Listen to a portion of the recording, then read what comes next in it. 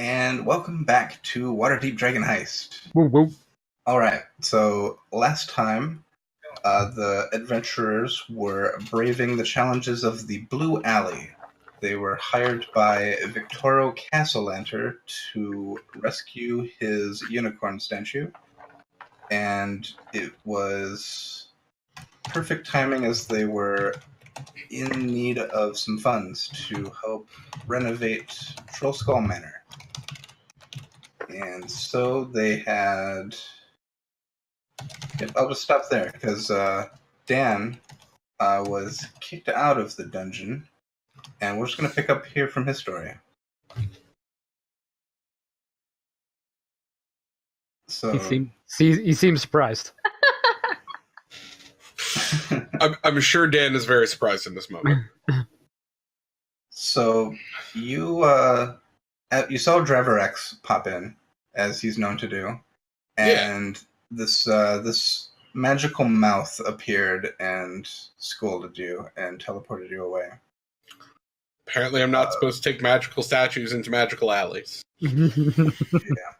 I've learned a thing. Cheater! Mm-hmm.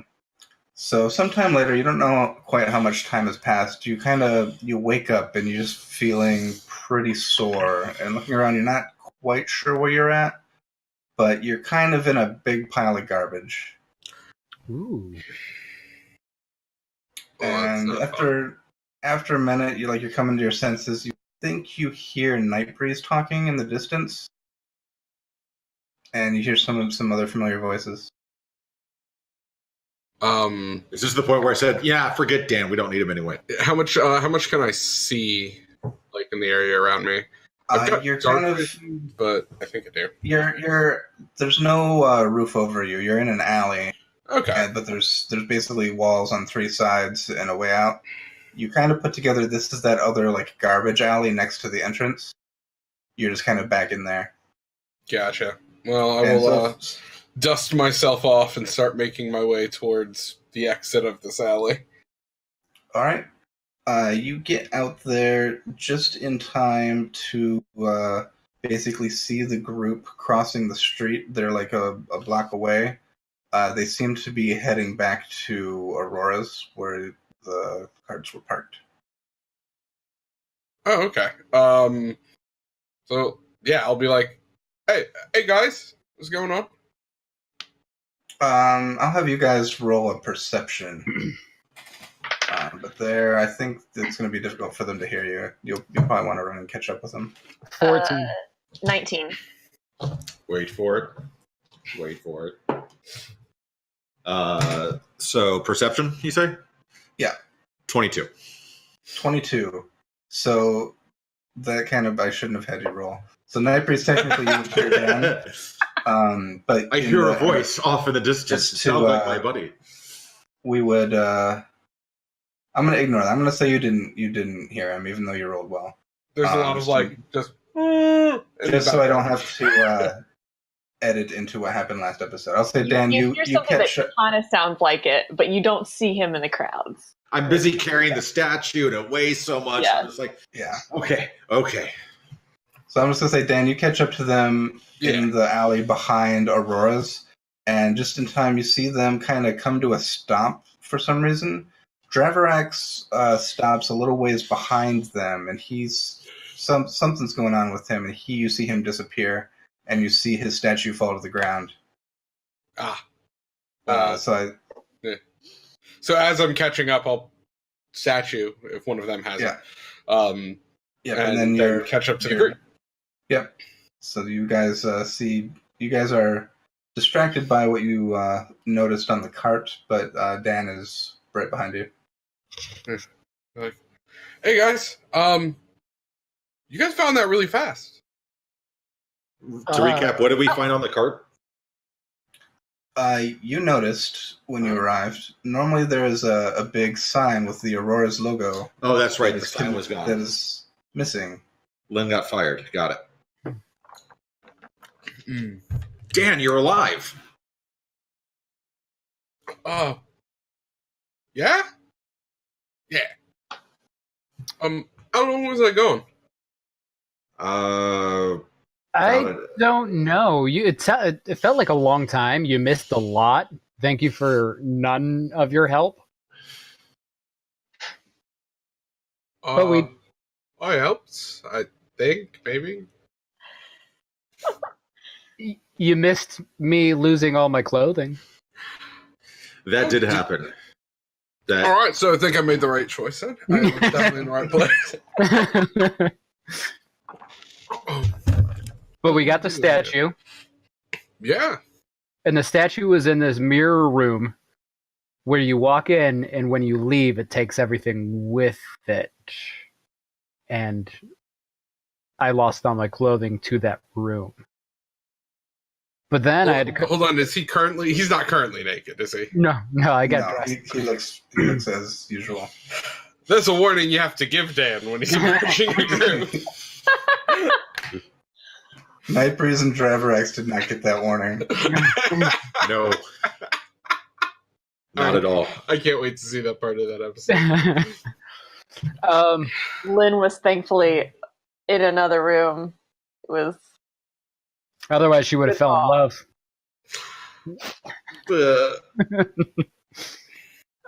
But we got the statue. But we're thinking about going back in. What for? Originally it was to find you. Well, true. Well, yeah. We were worried about you. We tried looking for you. Oh, well, thank you. Did we find the other thing that we were looking for now? No, that's what I want to go back in for. That's the one that was worth like 40,000 gold, right? Correct. That's a lot of gold. It is. Well, maybe the best thing is to get this statue back and get everything with that settled before going back again. I mean, we don't even know if it's there. Yeah, because he did say that he wasn't sure if it was in that particular location. Well, I mean, how big could the place be, right? Much bigger than it appeared. Well, we went in and we went right. We still need to go left. Yeah. I like the idea of getting the statue off of our hands, and perhaps getting the troll skull keep stuff started. And we can come back and see what we can find later. Well, we're still going to be short on money with that to get Troll Skull started. My only concern is if we return the statue now, does that end the contract?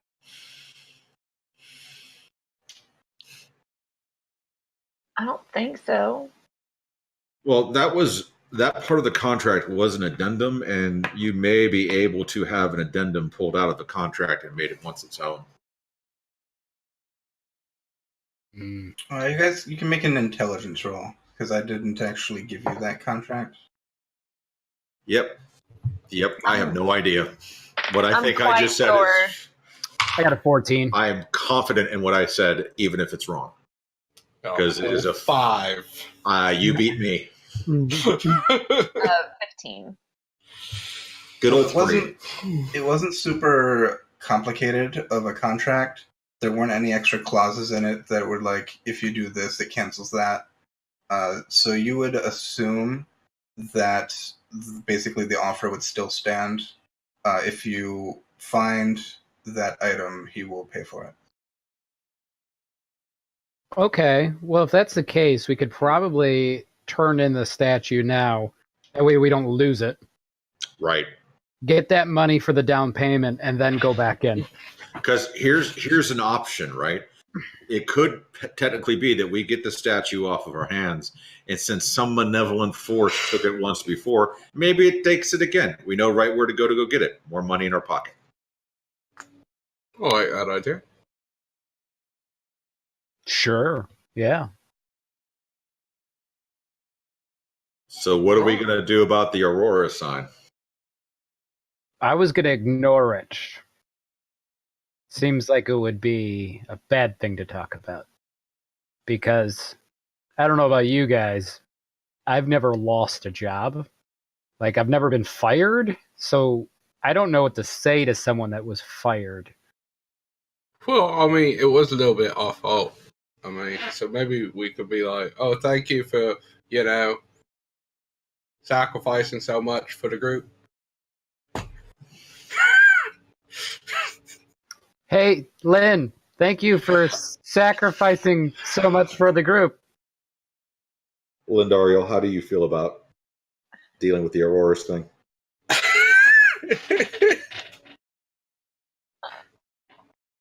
A little sad, but it's okay. You were too good for that place. I guess mean, we you just could can't have- really you- park here anymore. I guess you could always start your competition. I mean, you could be there as the Lindario's delivery service. I didn't really have a care one way or the other for delivering things. It was just Oh, so it wasn't a passion of yours? no. Oh, I just needed something to do when I got here, make some sort of money. But they were real nice to me, and it's just a little sad. But it's okay. Well, I mean, to be fair, I haven't worked a single day since I met you guys. It's probably not been the right thing. But I had a little bit less steady employment anyway. Just, do a gig, wash some dishes, sleep on the floor. And I'll have you make an intelligence check.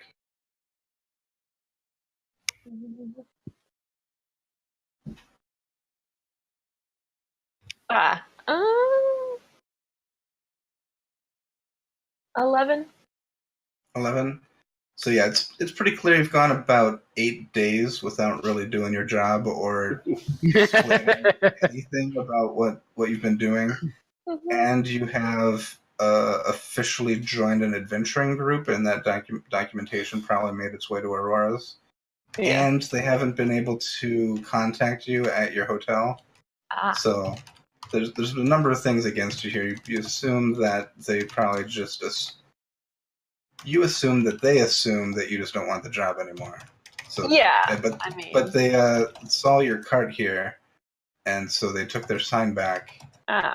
And you probably also realize they are revoking your license to what's the name of it? I'm gonna find it. The exact name. The Fellowship of Carters and Coachmen. You no longer have a license to operate a cart in the city.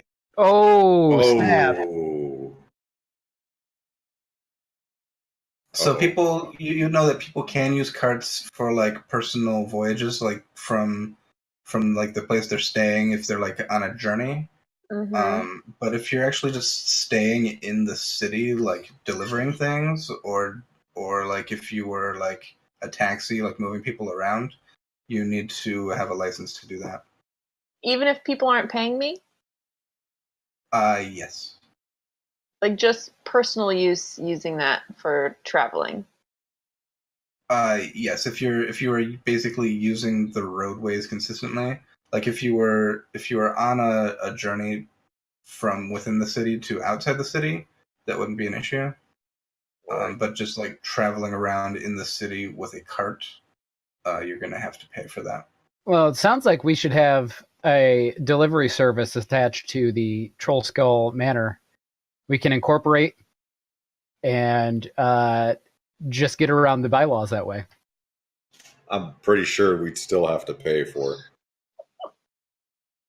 You also think it's rather like in all the times you've been delivering, you've had maybe one time where the City Watch has talked to you. So you think even if you continue without a license, it's unlikely that you would get caught.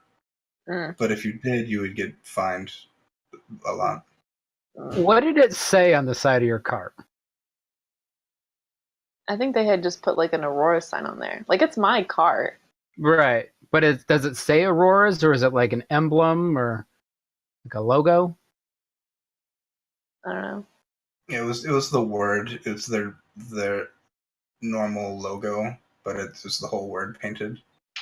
So what if instead of Auroras, you do something slightly different that looks like Aurora's, just to trick them. Like a really small S at the beginning that no one would really see, and then you could be like, well, it's actually Aurora's.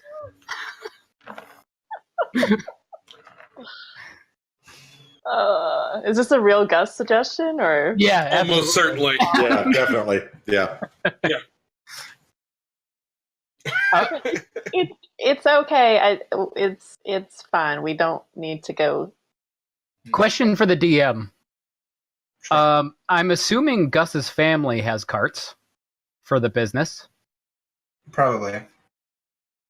Could we just add this to the fleet? Probably. If you could probably have your family basically issue a license I'll see what I can do. or get one. Lynn, would you be comfortable with me checking with my parents to see if I could license you under our business? That way you could have your cart in the city. If you say no, that's okay. I won't do it. I mean, it's okay. I mean, like, what's the chance that someone's gonna ask me for my cart license? I guess we'll find out. I mean, what's the chances of finding a room full of mirrors that makes Gus lose all of his clothes? What's the I'm likelihood that I'm just going to disappear and really land in a pile of the trash? It's almost as if this is a magical world. It's almost like we are pawns with somebody controlling us. The dice are making our decisions for us. Gus, I think that's a fantastic idea, and I really encourage you to follow up on that. Well, I gave the decision to Lynn, and she said no, and I will respect that. I mean, maybe later. I think it's fine now. We don't really have to keep talking about this. It's okay. Let's just take this back. I just assumed this would be like a devastating blow to you. Not really. Oh, okay. Cool. Let's go, guys. Guess we will. I hate this place. I don't want to be attached to it. It was just. Well, I guess let's illegally drive a cart back across town. Well, what is the penalty for operating a cart without a license? Let's check. Don't we have that? I think we have that. The code We do. legal? Mm-hmm. So you think it's not really against the laws of Waterdeep, but it's against the guild laws, which aren't real laws, but the guilds have a lot of sway. So what would happen is, like, say you're trying to open a tavern and you want to make some deal with the Brewers Guild. Was that the name of it? No, what is the name of it? I'm trying to get these names right. The Vintners, Distillers, and Brewers Guild is the full name of it. You're trying to get a deal with them to sell certain types of ales, and they find out that you're operating an unlicensed cart. They might just charge you a ridiculous amount, and they'll give the kickback to the Fellowship of Carters and Coachmen, because the guilds all work together and cover for each other. If they try to mess with us, they'll be in trouble. Yeah, so if you piss off one guild, then it'll be an issue with all of them, usually. I'm sure one of them would hire us to mess up another guild.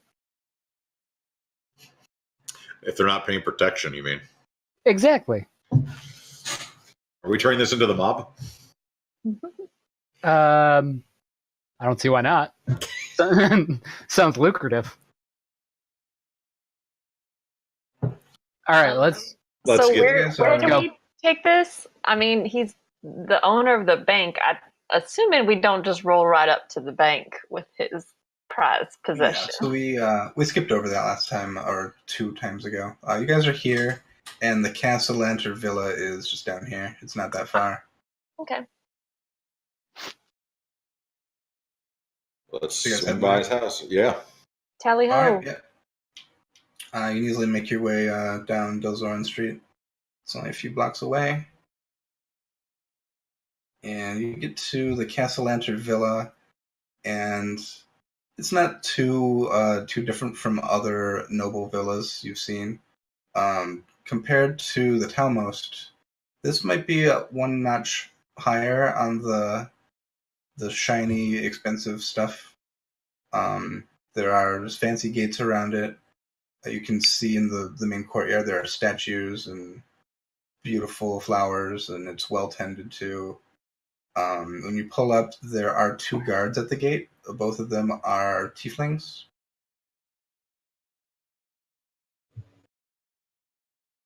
What was the dude's name?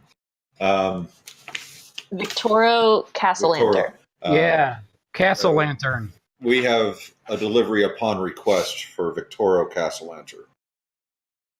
And how do you have the unicorn? Are you just carrying it? I probably had like a tarp over it in the cart. I'm sure like one of you guys are probably back there like sitting with it. I lift up the tarp to show them. So, all right, the master's expecting you, and they'll come inside and stay here, and they'll open the gate and just have you step inside. And as you're waiting there, you see a few other servants. There's someone tending to the grounds. There's someone standing at every entryway to every building, and there's a couple humans, but most of them you see are tieflings. The first person that walks by me, I introduce myself and ask them their name. This is the guard. One of the servants.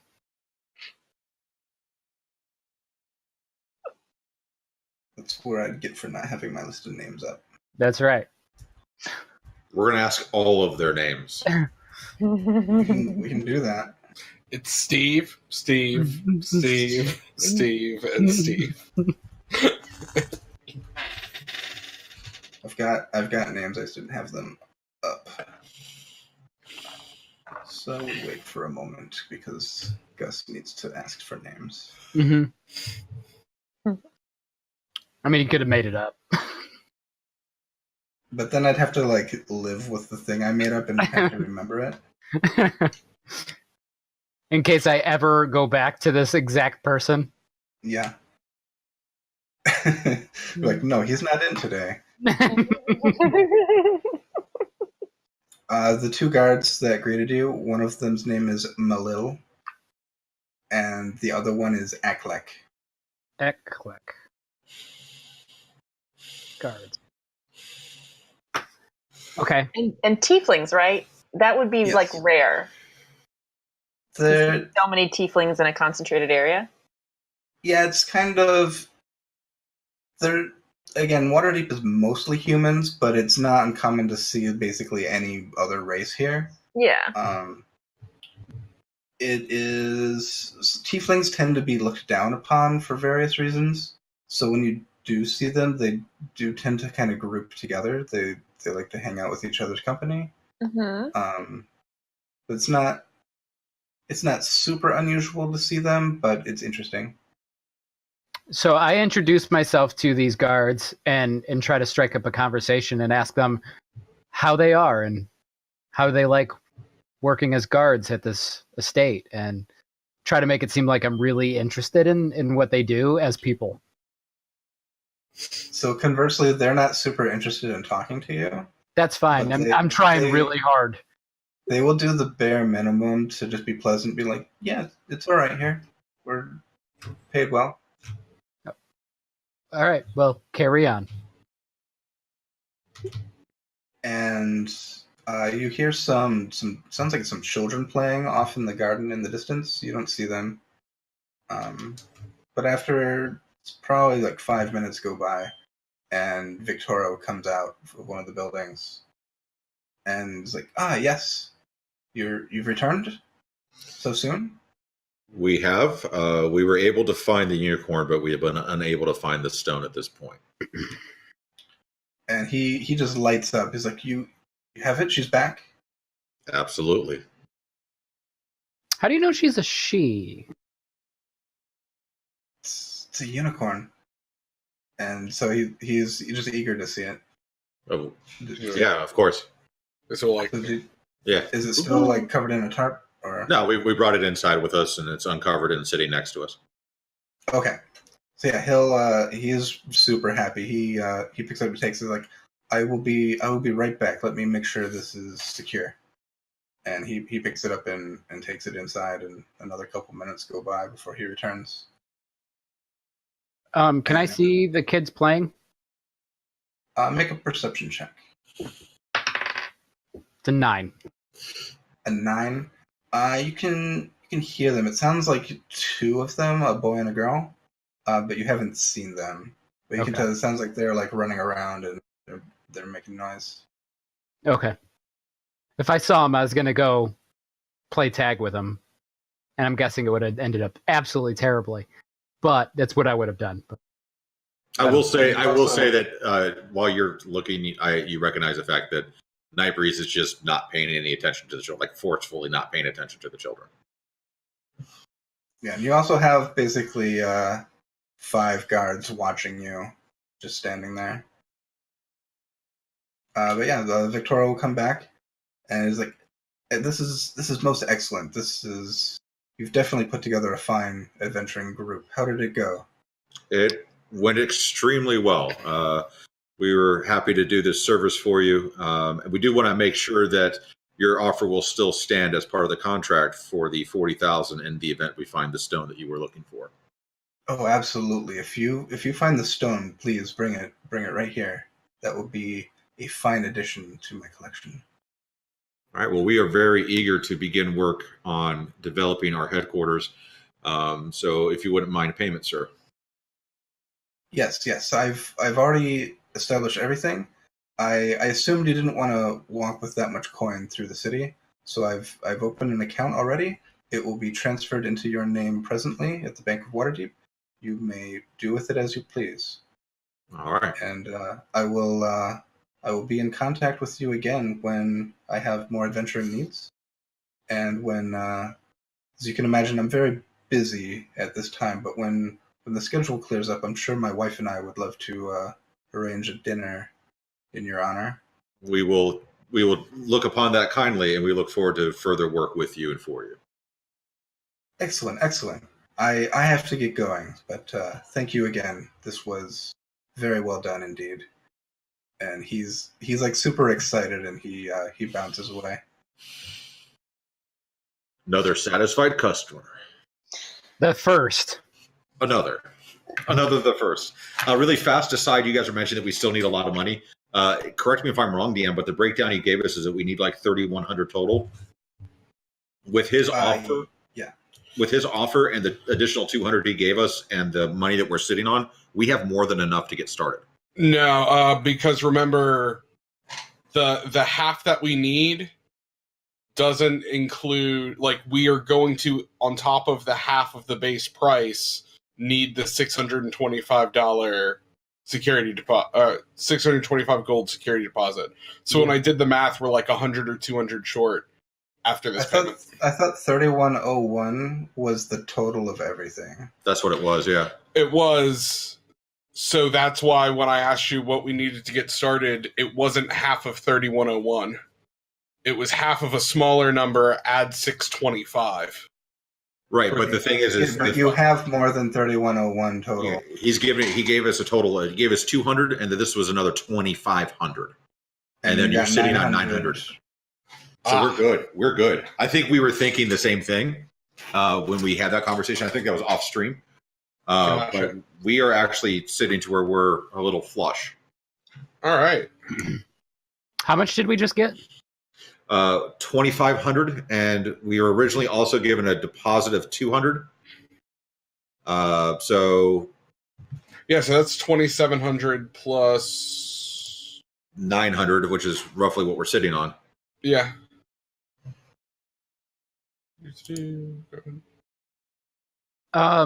Before we go back into the Blue Alley, we should probably make sure we're stocked up on any potions.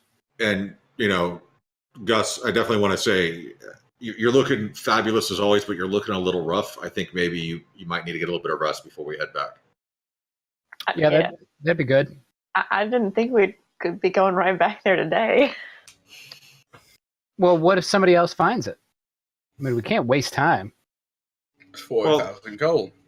Let's get the stuff started for Troll Skull. Let's maybe eat some food, hang out, commiserate over our success, and then move forward from there. Okay, sure. I'm surprised you aren't asking for more food right now, Gus. You know, something about the Blue Alley changed me. Feel like I don't need as much food, and I feel like I can be nice to people. Was it the sudden loss of your clothes and finding the room of your dreams? Sure. We'll say that. I think it's more just I have this great idea now for a room we can put in Troll Skull Manor, and I'm just kind of I'm trying to figure out how I can get that in our manor. Would that we'll talk about that later, or on the way as we're traveling, because we're walking. Where are you guys And heading? walking. Let's find the that contractor. Yeah. Treadworth. Yeah, Mm-hmm. because I imagine I agree with not carrying that much gold through the town. Maybe we could go with him to the bank and transfer funds. Yeah. Mm-hmm. Sure. He's probably in the market. Let's go to the market. To the market. Shopping episode. Yay! How are you guys And we're at the opera. Not till after Friday. going? Are you just heading over to like Mendover Street and then south? Yep. Yeah. Sounds good. All right. And I can make an investigation check. Search through the market.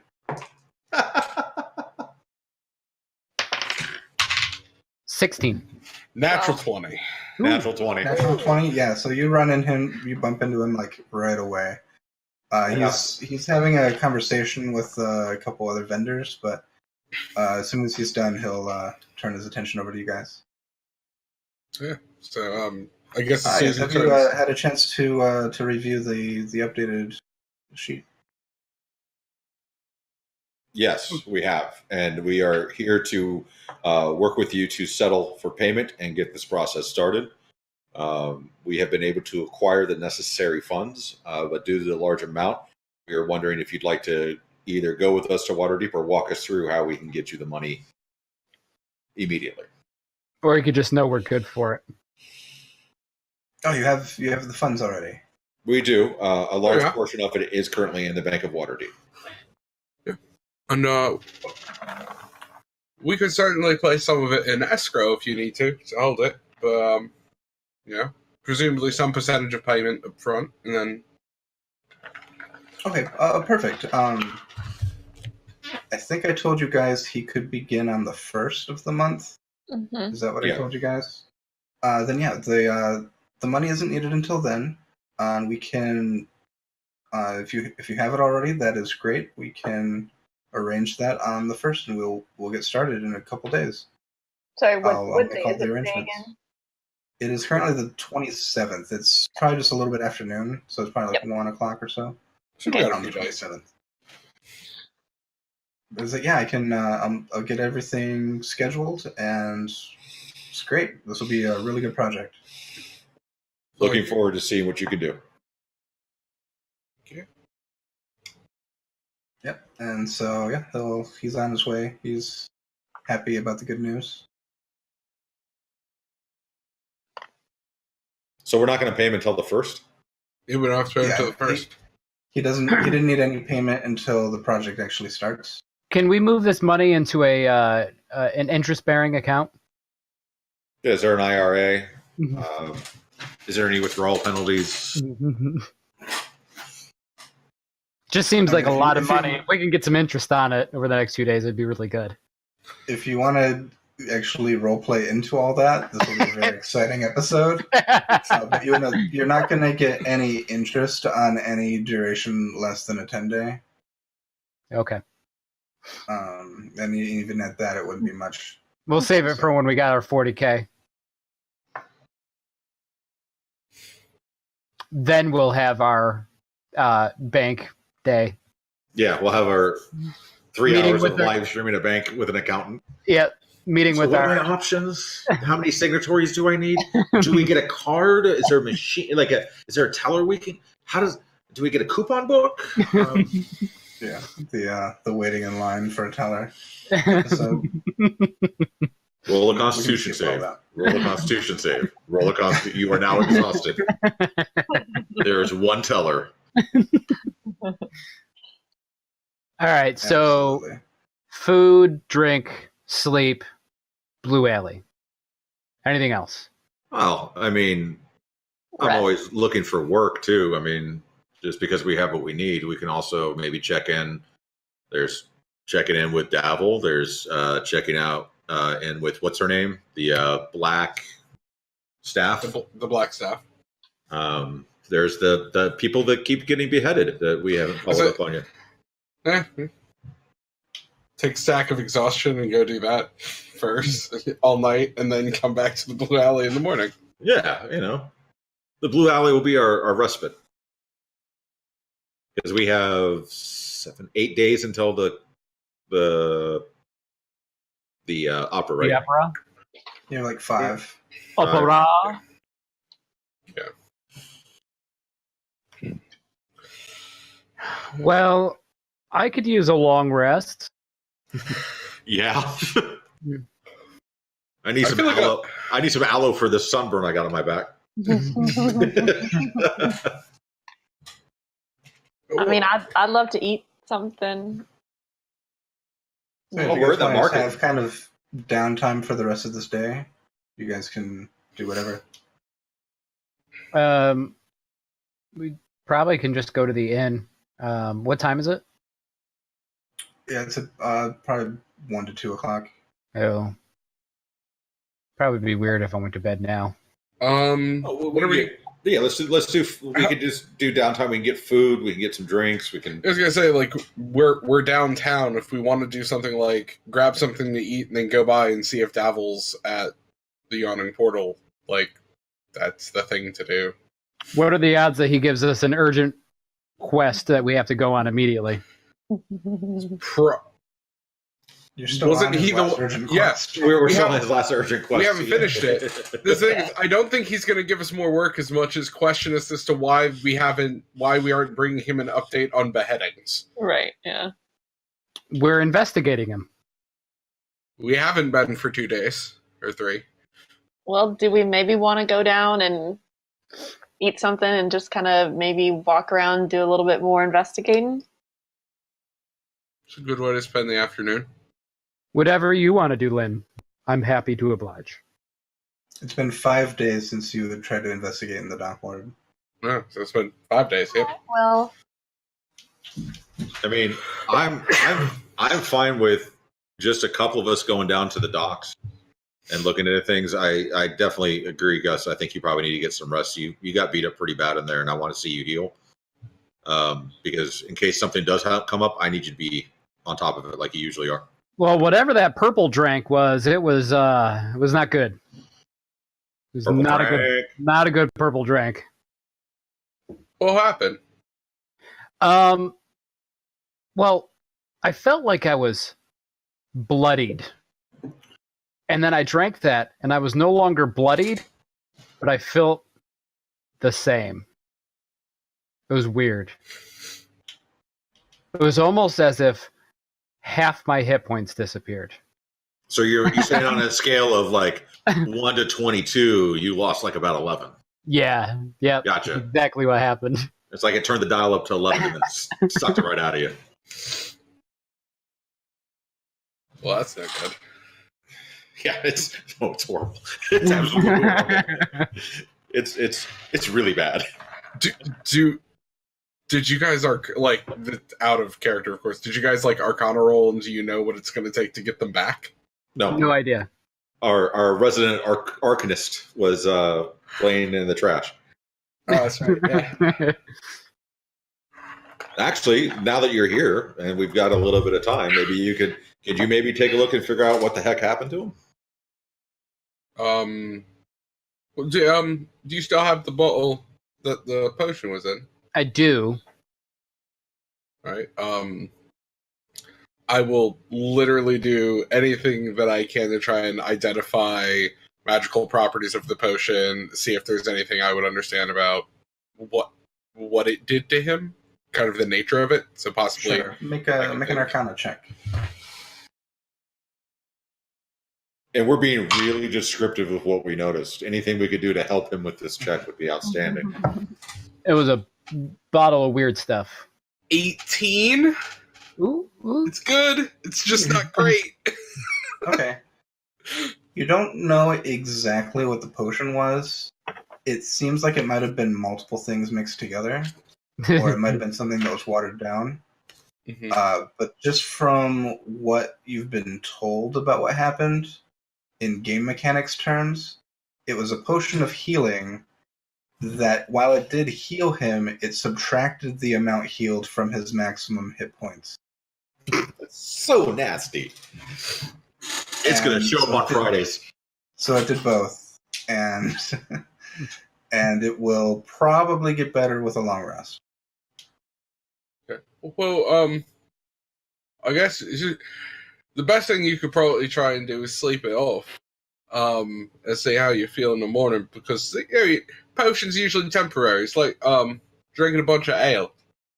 Which I plan on doing. Well, be careful, you're weak. Who you calling weak?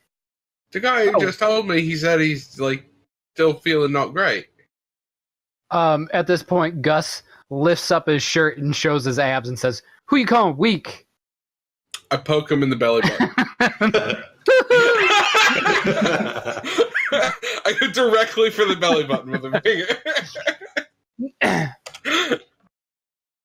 Alright. You, belly button man.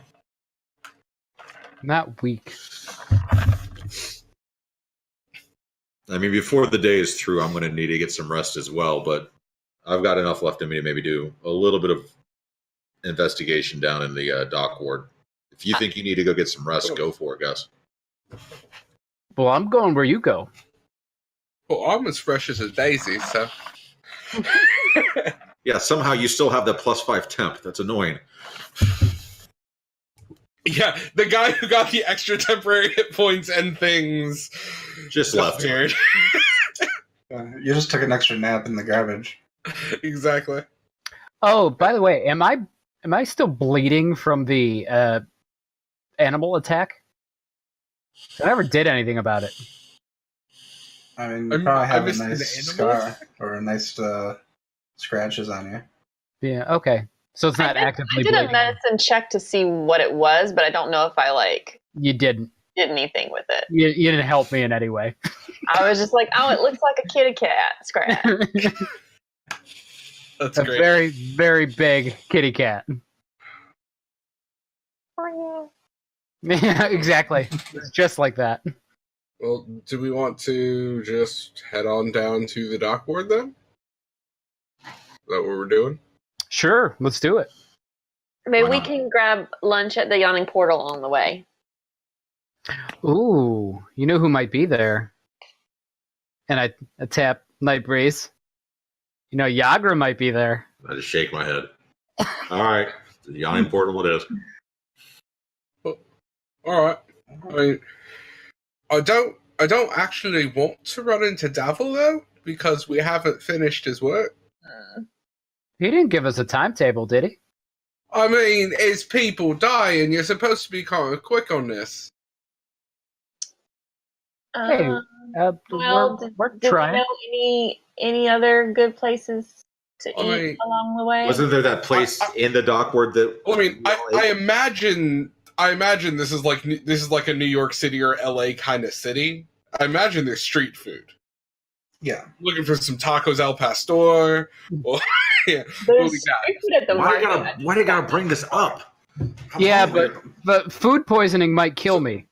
Yeah, so what type of street food would there be in would be like the street food in Waterdeep? Is it previously you've gotten kebabs with various meats. Oh, kebab. There's I'm thinking of a big giant turkey leg, you know. Yeah, there's It's Renaissance fair food. Okay. Yeah. pretty much everything you can think of. Like, there's especially all kinds of different races here that have their own cultural foods. You're also passing a lot of different taverns along the way and other restaurants. So if you didn't want street food, there's other places to go in. There's something about, like, you know, a cart hot dog in New York City that's just... They're delicious. Yep. You can easily find like a rat on a stick. That's the half-orc cuisine. That's the exact same thing as those cart hot dogs from New York City. Yeah. So that actually might be pretty well up Dandriel's alley. And the water that's been boiled over and over again for a month. Yeah. Tasty. Stagnant cart water. I mean, I guess we could eat at the Dripping Dagger. Oh, yeah. Pass by there, too. Sure. Oh, yeah, if we're talking about there. Further north. Yeah. Wait, I thought we were... What about, there's the Blue Mermaid or whatever. You can go there. Yeah, that place, is that where we ate? We're at the market. Oh, I had you moving south already. Oh, You said you were on already your had way. it. You already had We're it. having this conversation in the cart. What are we going to eat? I don't know. Where do you want to eat? Yeah. I want street food. What about a tavern? What about... I don't know. What do you want to eat? Fine, I don't want to eat anymore. You pick someplace. I'm not hungry. I just don't want to eat at one of the seedy places. Questionable down at the dock. So. Like, I'll literally just, like, look for anything that seems overly appetizing. Either, like, on a menu board or street food, either or. As we're kind of slowly traveling south. Sure. I think I had you go... Well, tell me, we can start back from the market. Which way do you go? South. I was just going to go down the high road. There's plenty of like street food vendors in the market. There's one restaurant that you know of that's fairly popular as the Singing Sword. Steven, am I aware of any dedicated elf, like places that are really well known for elf cuisine? Oh yes, the Elfstone Tavern. That's what I would recommend. Where's the Elfstone Tavern? It is down here. Oh, it's absolutely on our way.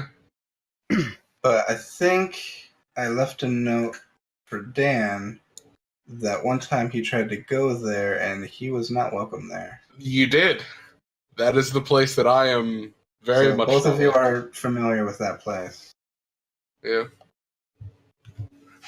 Although I didn't have a group of adventuring friends with me last time.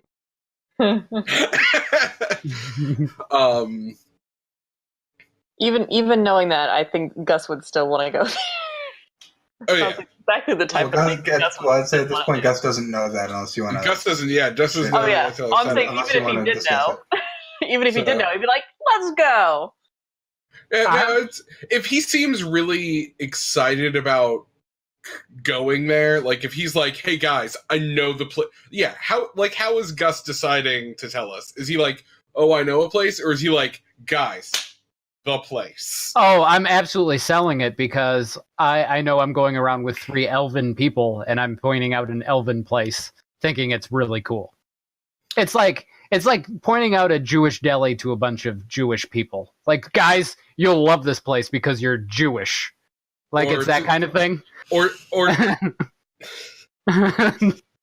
Just so good. Just completely oblivious to anything. it's like that's Funny, he doesn't look elvish. Yeah, so Dan would absolutely just like keep his mouth shut because Gus seems so excited. He's just gonna sit there and be like, "Oh yeah, that sounds like a great idea. Well, I'm sure we'll have a hell of a time."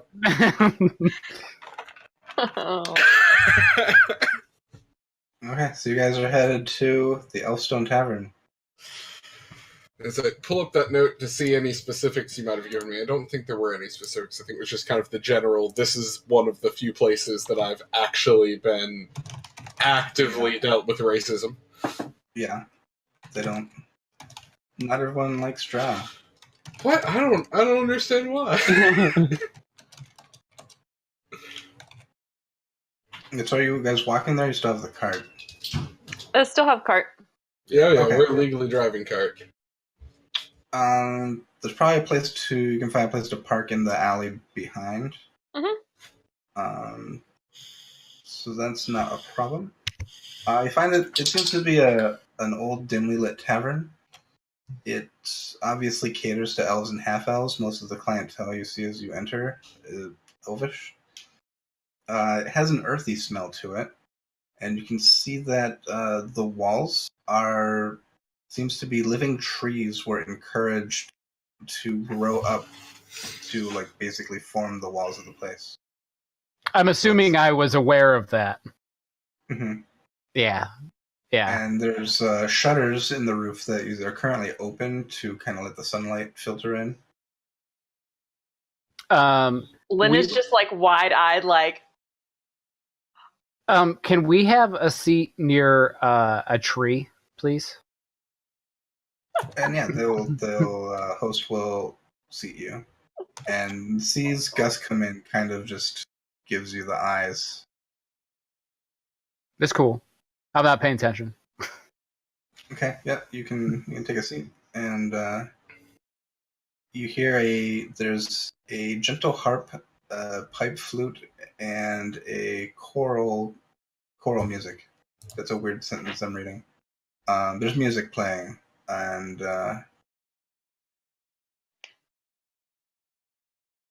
I'm petting the trees. The mood in here is fairly light and serene, and it's as you'd expect for a place catering to elves. And So Dan Lynn is absolutely trying to look as small as possible. The whole walking next to people, staying within the group. Once we sit down, does the whole Yeah, you should make a perception check. Me? Who? Yeah. And I'm over here guys, isn't this beautiful? Look at this. Isn't this so nice? Perception, 15. Yeah, you've obviously have some people are watching you as you walk through this place. Would I be able to pick up on your uneasiness, or are you making a pretty big show of it? I mean, it's probably noticeable, but I'm not actually doing the complete bury myself as much as you're not walking around oh, don't look at me. Exactly. Can I see people staring at us? Make a perception check. You'll probably just think it's because you're so fancy and handsome. It doesn't matter. It's a 13. A 13. I think you probably don't. You're not really paying attention that much to it. Okay. So Lynn, I thought of this place because I thought it would be perfect for you. I know how much you like trees, and there's trees here. It's beautiful. And also because it's an elf place, and you guys are elves. So isn't that cool? Excellent call. I mean, I'm whispering sweet nothings to the tree and telling it how beautiful it is. I do like elf food, and it's been a long time since I've had that. So Dan, did you ever perform here? No. No, why not? It's not really. This isn't really a bar for my kind of elves. There is a place though. That I've been in before. It's it's a creeping spider. I want to say. Let me just double check. The crawling spider. Yeah, there's a place called the crawling spider, which is a little bit more, for me. We would be aware of the way that most elves view drow, correct, Stephen? I think you definitely would. Yeah, I can't imagine you don't. I have no idea. Yeah, Gus does not know. And Nightbreeze, you probably grew up taught to hate drow. Oh yeah, I did. I totally did, with where I was and everything. But I've learned a lot in my years, because I'm so damn old. Yeah, I don't know if I'd ever seen a drow really probably before Dan, unless like around in the city, because like I literally like grew up in the woods. Yeah, pretty much. It's very highly likely that you would not have seen a drow. Yeah, so I don't even know. I think I know that you're weird, but I don't think I know that like I should not like you. Well, I would say, did you grow up around elves? Just my mom. So yeah, so I'm not.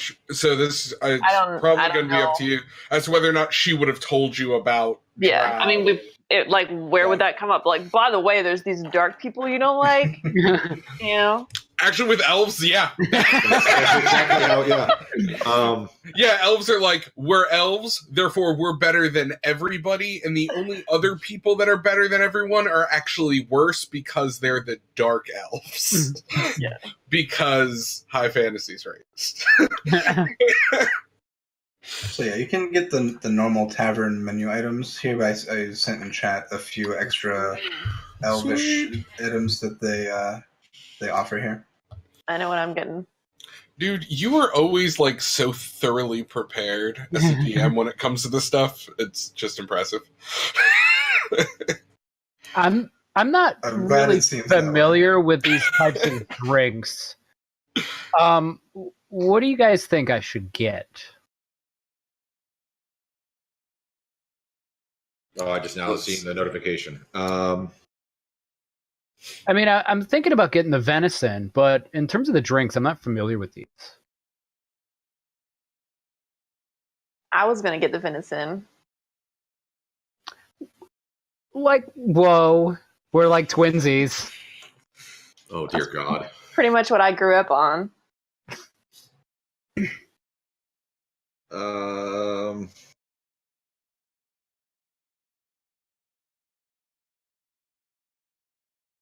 Let me look. And Gus, you probably know the Elverquist is like just a fancy elf wine that seems to be really popular.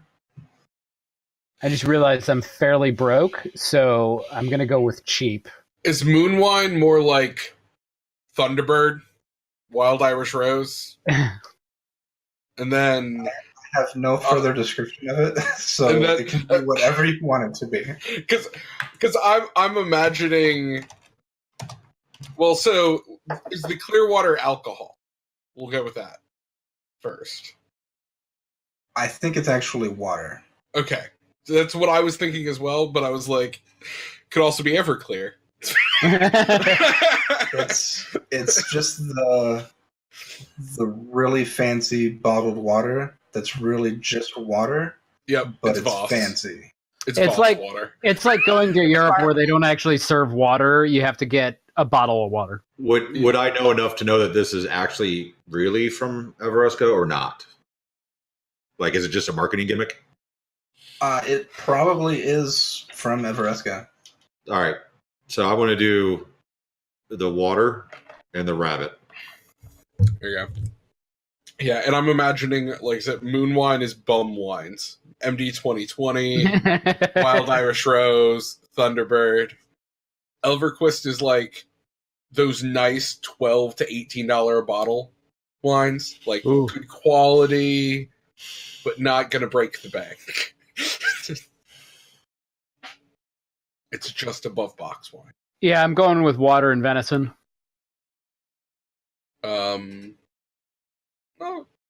I'll go with moon wine and the biscuit platter. So Lynn, what kind of tree is this? Ooh. Can I do a check to figure out what kind of tree it is? Sure. Nature, right? Nature check. Yes. It is a 19. Ooh. It's a good roll. I have no idea what kind of tree it is. Just make it up. Throw that out there. It's a green you tree. You should have known, Stephen. I was going to want to know everything about this tree. Its name is Steve.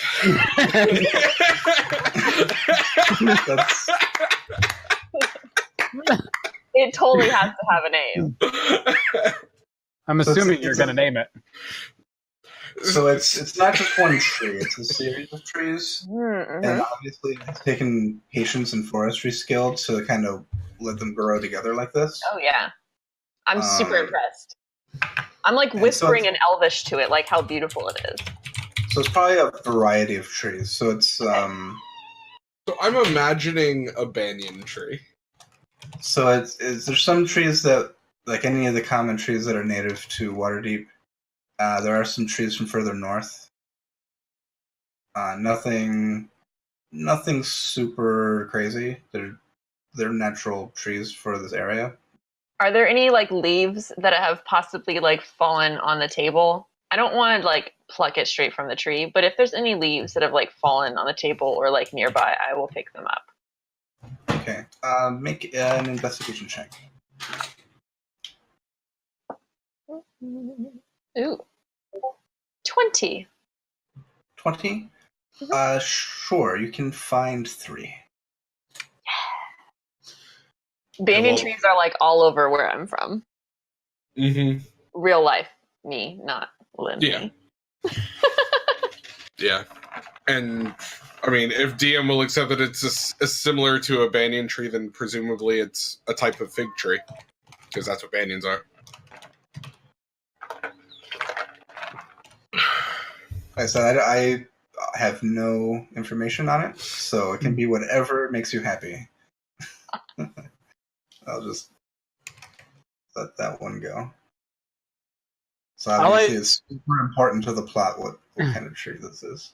All I know is I'm trying to score points, so whatever makes her happy.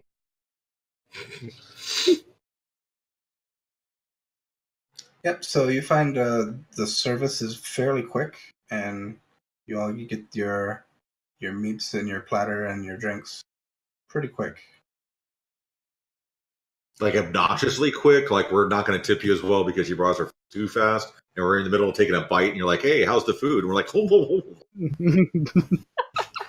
You literally just dropped it off. It's elven efficiency. Yeah, it's not. They're not annoying with the service like that, but it's quicker than you thought it would be.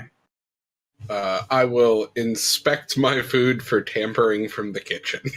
Why are you inspecting your food? Yeah, Dan, are you doing okay? Oh yeah, I'm fine. Why wouldn't you be doing okay? So, do I need to roll or check anything? Yeah, make an investigation check. It has been poisoned with a +3 poison. Why?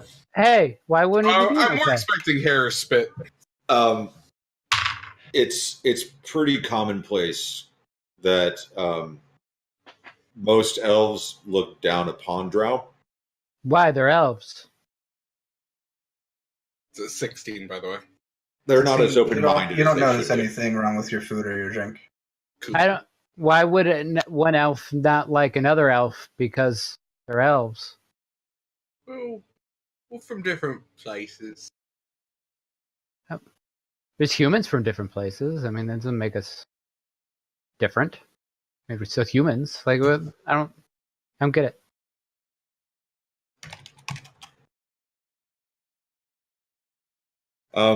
It's a god's thing.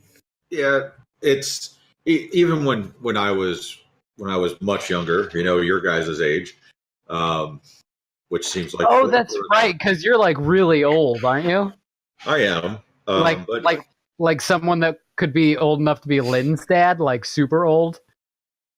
Yeah, but I think Lynn mentioned that her father was human, so you know, short lifespans, weaker race, got it.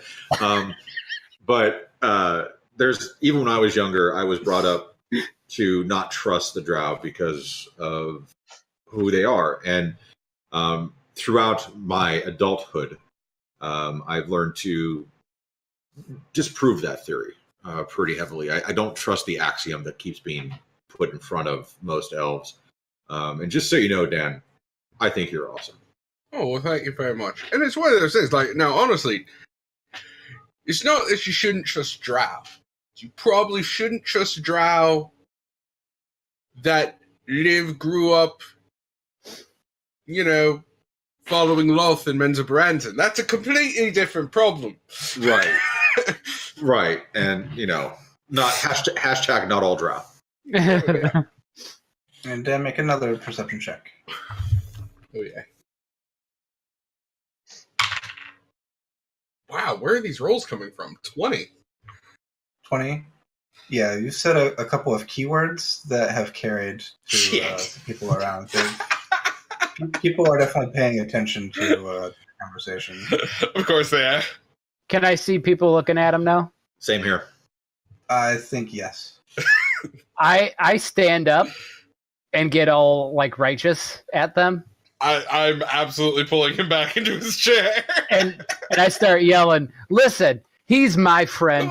If you have a problem with him, you're going to have a problem with me. Gus. You're going to get us killed. Ow. Guess we're in this nice place having a nice, peaceful time. It'll be fine. Guess I'll have you make a persuasion check. Oh, Gus, come on. Not a Gus roll, not a Gus roll, not a Gus roll. With a +5, that's an 8. Okay. It's not very persuasive.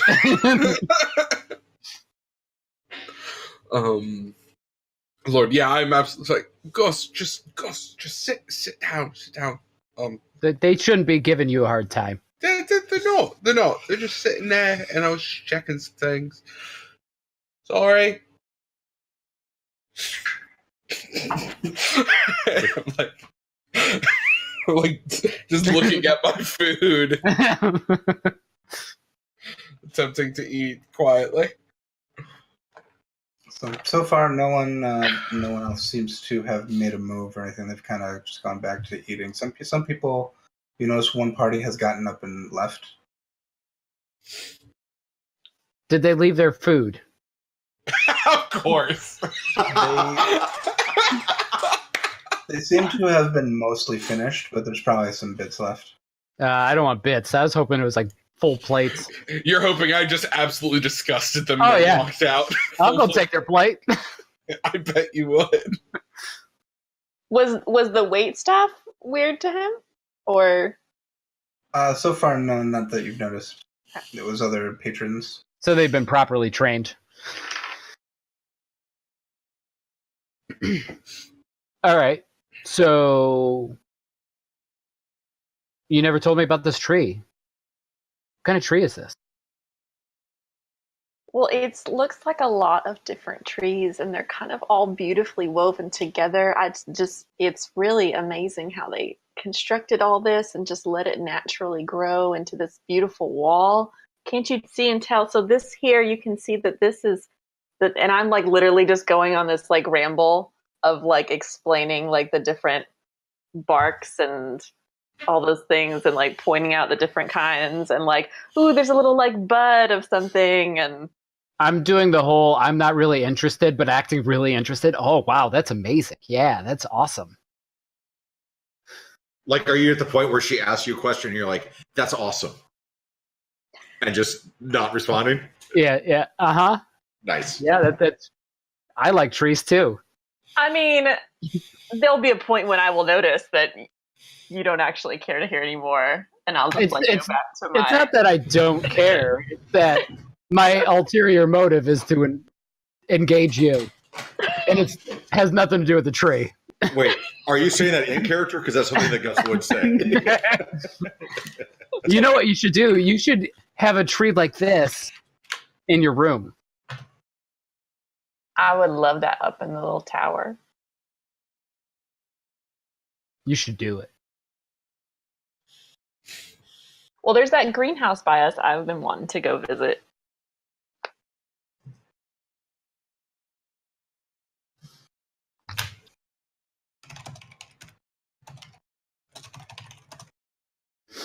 All right. Well, I guess we should finish our food and move on. Yeah. Get out of this place where people are so disrespectful and racist. Oh, they're just... It's okay. Yeah. You guys can finish up and... It's not okay, and I start slowly getting back up. Reach up. No. You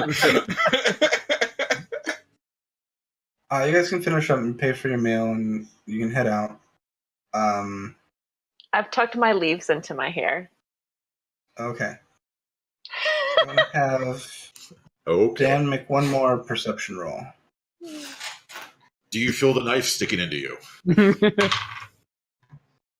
There's my normal rolls. That's a 3. So, as you are leaving, you get outside, and you are immediately attacked. It is a 15 to hit. That hit? Meets my armor class, so yeah. Okay. It's going to do 2 points of damage. I punched you. See, You got slugged. It is a fairly old elven gentleman, and he just comes in and punches you. So he's like an elf that even looks old, or I just kind of know he's old? He's pretty old looking, yeah. Wow. Okay. Yeah, because like an old looking How old would that be? That's hundreds of years old. That makes me look young. Yeah, it's probably a 600 to 700-year-old elf. Yeah. Because like elves mature at like 20 to 25, and then look the same until they're like 500. And so he punches you, and you also see he has in his other hand a bucket, and he's going to attempt to throw the bucket at you. And I wish we were 3rd level because I would be able to step in and do something. Oh, that was almost a crit. Is he throwing the bucket or water from the bucket? So literally hitting me with a bucket. Yeah, it's definitely going to hit. He's dumping the contents of the bucket on you. Is there any chance that I see- have to make a reaction to push him out of the way and take the bucket myself? I'm going to say this was basically his surprise round. Okay. So you weren't. I think none of you were expecting combat. I let Dan's perception to see if he could see it coming. Reasonable. Fair. So this is his. He did an unarmed strike, and he's got an offhand improvised weapon. Perfect. He's basically dumping a chamber pot onto you. Oh. Awesome. And he stands there and he's crying. How much damage do I take from getting hit from the bucket? The bucket didn't do any damage. Okay. It just it damaged your just pride. kind of just emotional damage counts. Let's be really clear. You took 3 pride damage. Called psychic damage. He's crying? Yeah, he's crying. He just kind of yells like the drow took my daughter, and he just kind of sits down and cries. I'll look at him and just be like, "Oh, I'm very sorry, old man. It's a lot of bad people do bad things. I'm sorry about that. It wasn't me and my mum and my family. I can promise you that.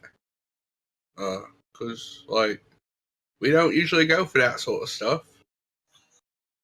And he's sitting there, he's crying. He just says, "Go away."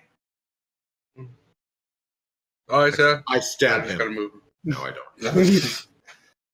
don't. I would go over to the guy and start berating him, and I would point over at Dan. I'd be like, "Did you ever see him do anything to you?" As soon as he starts walking over the brain, I am I would very physically try and stop Gus or move Gus. Okay, make an attack roll to grapple. So I guess that would be athletics. Athletics? And Gus can contest that with acrobatics.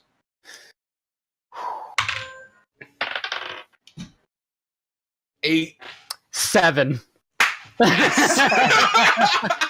So, The clap was probably loud, but I was What'd you Gus I roll? rolled an 8. I rolled a 2. Yeah. Yeah, you're able to basically just grab him and pull him away as you see he's about to start something. And I'm still yelling at him while I'm being pulled away. I'm like, "You need to apologize to him. He didn't do anything to you. And Gus, you can smell Dan doesn't smell good right now. You old piece of refuse. You got a problem? You come to me." If anything, I have no spells that are good for shutting Gus up. I'm checking. Yeah, so just dragging him away. Okay. So are you guys just are you pulling him up out of the cart and you guys going away, or what are you doing next? I mean, I as soon as I would get away from the old man and like drag Gus away, and then when I do that, I'd be like, man, just let it go, all right, just let it go. I'm still yelling the whole time at the guy, Gus, until he's out of view. I mean, like I will then drag you out of view, like into a by or something. Looks like there's an alley. There's a couple alleys on this block. Yeah. I'm gonna like get Gus to calm down as best I can. Do I succeed, Gus? Yeah, I'm not mad at you. I'm just this is wrong. No, just let it go, man. It's okay. It's okay. Just let it go. You do not have to put up with this. No, it's not right, but there's a lot of reason for it, and I understand. The reasons they're garbage. Not so much. Oh, really. did you do something to him? Me? No. No, and he attacked you.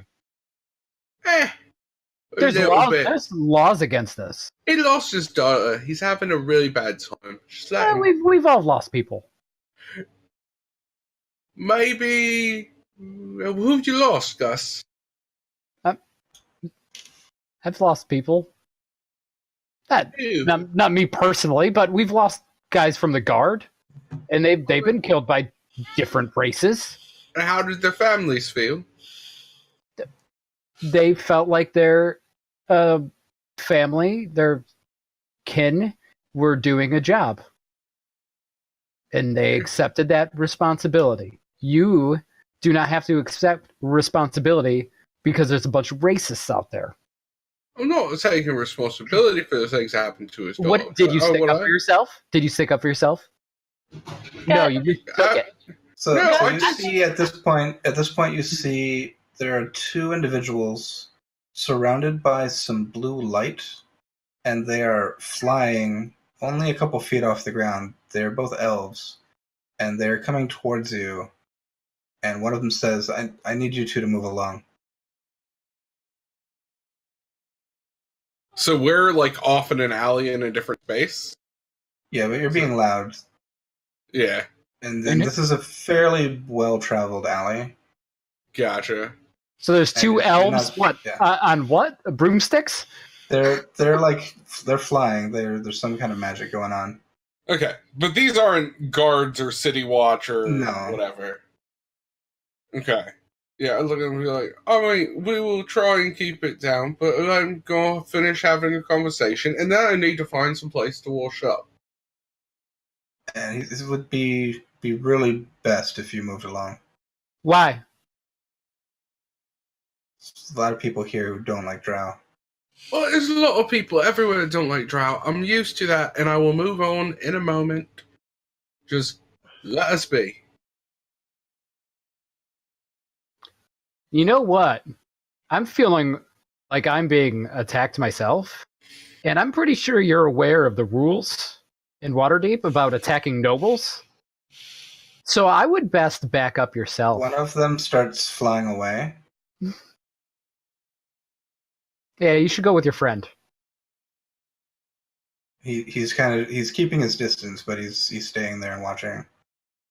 And you see there, coming around the corner is probably about another 5 individuals. These aren't flying; they're just another group of elves. Some of them you recognize from in the tavern. They're walking toward you. All right. Well, I think this is going to get bad. I'm totally down for a fight. It's just I'm kind of tired. So Dan is absolutely going to just like I will walk up towards the front of our group. Are we doing a sharks and jets thing? And like look at everybody and be like, all right, everyone can calm down. I mean, we're gonna leave. I didn't do anything. I know y'all don't like me, but I've never been a follower of Loth. Never once. Not once. In fact, I came to this town to create a church for Elistray. You figure you might like that. I know. Something. I think none of them are really paying too much attention to you. The group is still coming towards you. Everyone get on the cart right now. I'm like, Lynn is like lowly, like forcefully asking everyone to just get on the cart. I'm assuming we're like in the alley that's nearby our cart, right? Yeah, you didn't go too far. And they're not like surrounding you yet. They are approaching. I'm remembering the description of the people who have messed with us because I will be reporting them as hostile to nobles. I'm totally double checking the code legal on what the thing was for there. It's there. Oh, I know it's there. I'm just trying to remember what the punishment was because if I remember correctly, it was gnarly bad. I think they get if you're hostile or attacking a noble. I'm pretty sure it's a significant fine and assaulting or impersonating a lord, death. So at least you're not a lord. Assaulting or impersonating an official or noble is a flogging, imprisonment up to 10 days. And a fine up to 500 gold. There you go. Yeah. So I will be reporting them. Is everyone getting on the cart? Yeah. I'm helping Dan into the cart. I am absolutely not getting into the cart. I'm going to look forcefully at helping Dan's eyes, and I will like give him like serious face, and I will say, What? Dan, please, just get in the cart.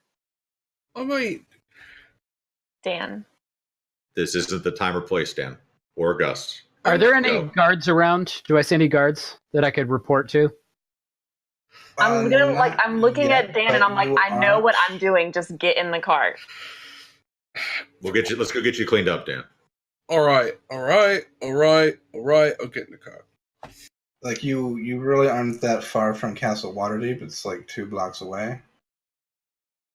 So if you got down to Waterdeep Way, there's probably some guards around there. But if we pass any, there's not. If we pass any, I would like to stop and let them know what happened. So as soon as everyone is in the cart, I'm moving in a direction like away from the group. Okay. So you can head north. And as soon as we are like slightly around the corner, I'm taking out my wand of bees, and I'm gonna say bees, and I'm gonna tell them to go and attack that group. Okay. I love it. As we continue along the road. Okay. So you guys keep, you've been getting a lot of good use out of that wand. That wand's awesome. Kind of the best thing ever. Yeah, B wand is best wand. Do I need to roll any damage? No, you don't know how that resolves if you're leaving. Well, slowly. So I'm going slowly. I want them to slowly die from bees. Is there a how many? maximum Can I roll like a distance D8? How many are allergic and will die from it? Things like that. So if you really want to get into that, we can roll for initiative. I would be like going away, and I'm like gonna tell the bees to like sting them. Like somebody will get hurt. That'll but like resolve. we're going. Yeah, you guys are heading out, so you don't know how it resolves. Okay. Well, so you guys are heading north. I assume you come back out to the street at some point, and you're just heading north. Well, that was fun. You know. I'm gonna report them. Yeah, and if you're heading this way, by the time you get to about Sawdooth Street, you'll be passing a patrol of City Watch.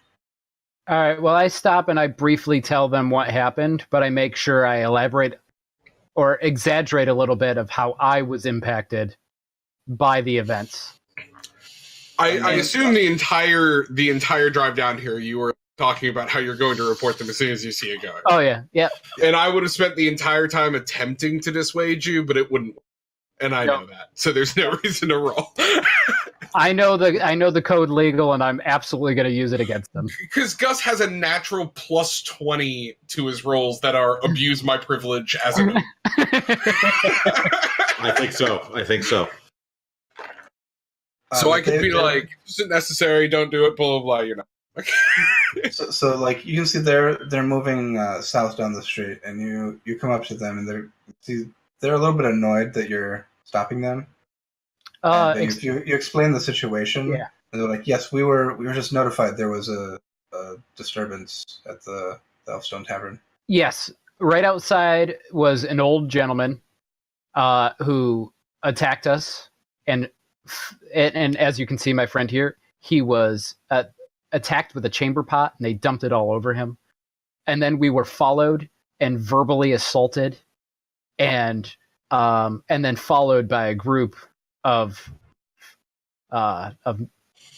men who looked very menacing, and they were yelling things at us. And what was your business there? We were eating lunch At the Elfstone Tavern. Yes. And as we left, we were elf. attacked. No, but my friends are elves. Am I not allowed to eat there? And he looks a little bit confused. He's like, they barely tolerate humans. Half elves are sometimes okay. All right. Well, I'm pretty sure that doesn't change the fact that me, Augustine Talmost of House Talmost, was attacked by a group of people. But you started it. You entered their territory. They alerted me that you were causing trouble. I wasn't causing trouble. We were eating lunch. There's any number of other places in the city you could eat lunch. Who's your superior officer? And you have someone else is there taking notes of all of this. You know what? I'm feeling like I'm being attacked by you guys as well. He's just very confused. He's just like, I think you don't understand what an attack is. You're attacking my brain with your words.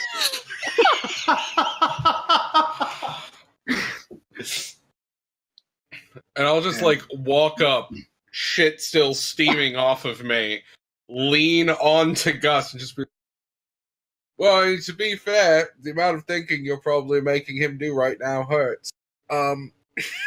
But yeah, no, you're right. It's just not a place we should go, and we should probably get going and leave you all to your own things. And thank you very much for that.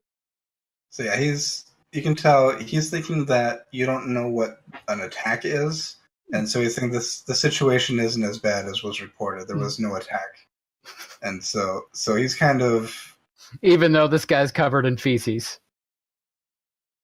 I mean, this isn't what they were called. Like, they're still trying to get to the tavern to get a report from the people who called them. So he thinks you're kind of just wasting his time. So they're gonna try to like, well, no one here has been attacked. So just we're gonna go investigate this report, and seems like nothing. There's no trouble here. So be on your way. Oh, there's gonna be trouble, and I walk away. What is the nearest place that we can get Dan cleaned up at? Would I know of any I mean, honestly, if there's casual fountains or a horse trough or something? Yeah, I was gonna say, if there's just a horse trough or something, he doesn't deserve something better, but at this point he just needs something type of a thing. All I need is a source of water, and I will shape water to douse myself and clean myself up. There's an Do I know of any place? There's an apothecary over here that might have something. I'll throw this out. Dan knows that this is the temple to the Seldarine, and he very probably wants to avoid that as well, because that's probably the one place worse than Stone Town. Yeah, no, I think there was a talk of me going there in our notes as well, and that did not go well. I think that was that place. Oh. Is there some sort of place that just has like a horse trough or some sort of? There probably are a couple places back in one of these alleys. Okay. I'd say. So I imagine we're gonna start like moving away relatively. Say up in this alley, you can find some water. Okay. We're all just gonna have a nice cool down. I'll like shape water and kind of toss it to myself, and it's very cantrippy. So I'll be doing the whole like shape the water, use it to rinse myself off as like a weird sphere of water that I'm swirling around my head. So it looks like a fishbowl without the bowl. I mean, this isn't your first horse trough shower you've done. Yeah, I've done this before. Clean myself off as best as I can. Rinse off the clothes as best I can. All right. Let's get back to the road. We have things to do. About what time of day are we sitting at, DM? After all of that, 3 o'clock maybe. I mean, we're going the wrong direction now if we're wanting to go back to the dock ward. I mean, you can always cut back over to the high road and head back south there. Yeah.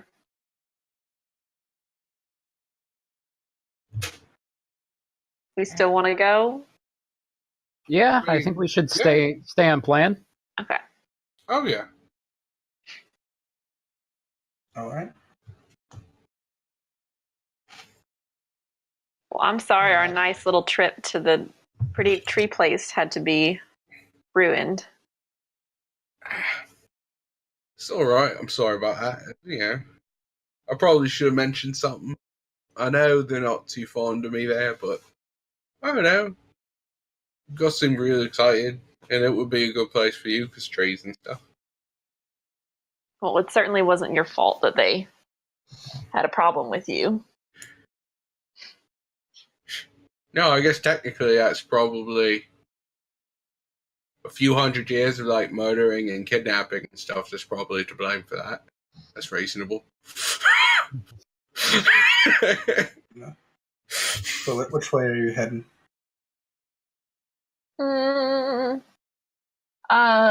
Let's get down to Snail Street. Okay. Let me see if I can remember all these places along the way here.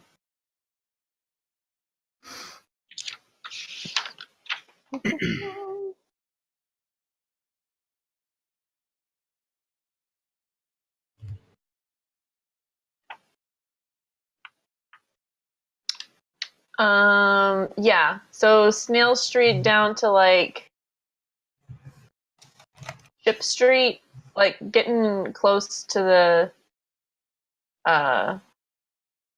like to the docks and everything, and just finding some place that I can park the cart. Sure. So in one of these alleys you can park the cart. Okay.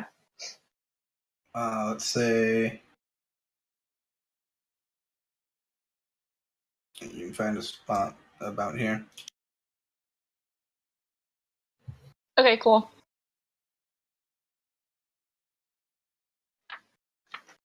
I wonder if I'll find Jeffrey again. Can you tell them apart? Well, of course. They all look the same to me. Well, he'll come if I call his name. I'm sure he'll know. I'm talking to him. It's probably a good thing to waste a spell on. Of course. So I would suggest that we head back down to the guardhouse and see if there's any more information that maybe we can find, since it's a little bit earlier in the evening than it was last time we were here? Sure. It is pretty crowded. The boat races are going on, and there's a lot of people here who have a lot of interest in that.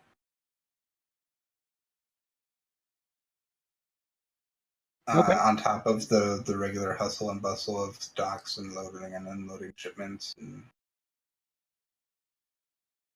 all of that. So guys, heading back down to the watch station. Yeah. Yes. You're going past the Mermaid's Arms and coming back to this watch station.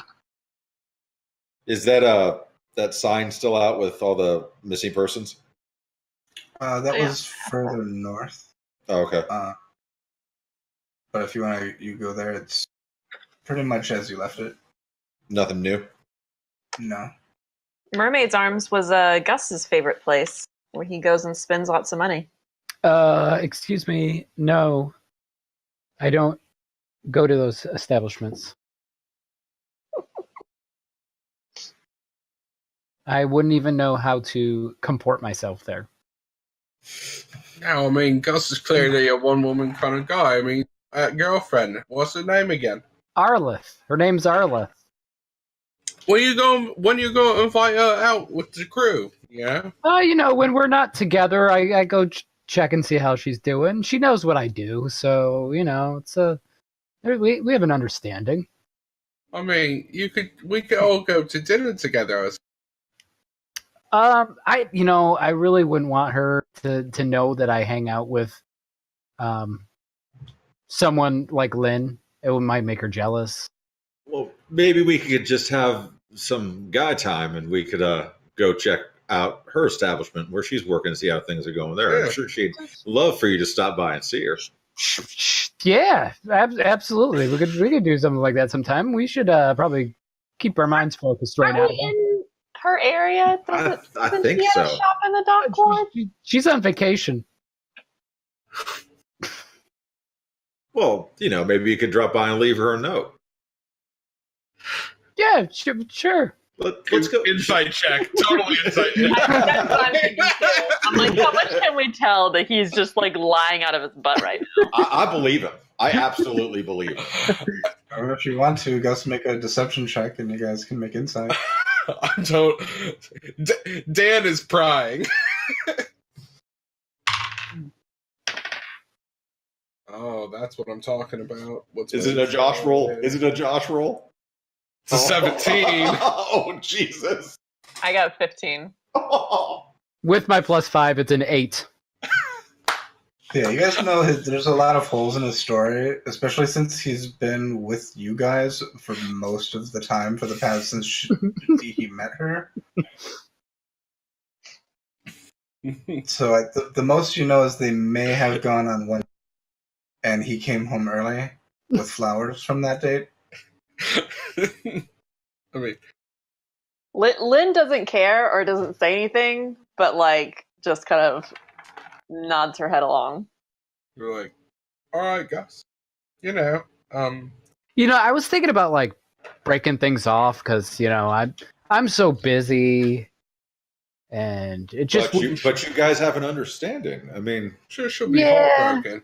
Yeah, well, I got my eyes on someone else anyways, and it's not fair to her. So, I'll just have to let her. That kind of guy that would just leave a girl for no reason. Well, it's not no reason. I just think it would be more fair to her if she had an opportunity to have someone who is more in her life than I can be. So it's not her, it's you. Yes, that's 100% what I was going to say. I was going to say, listen, it's not you, it's me. Well, why we're having this conversation while we're walking. Tell her right now. Yeah.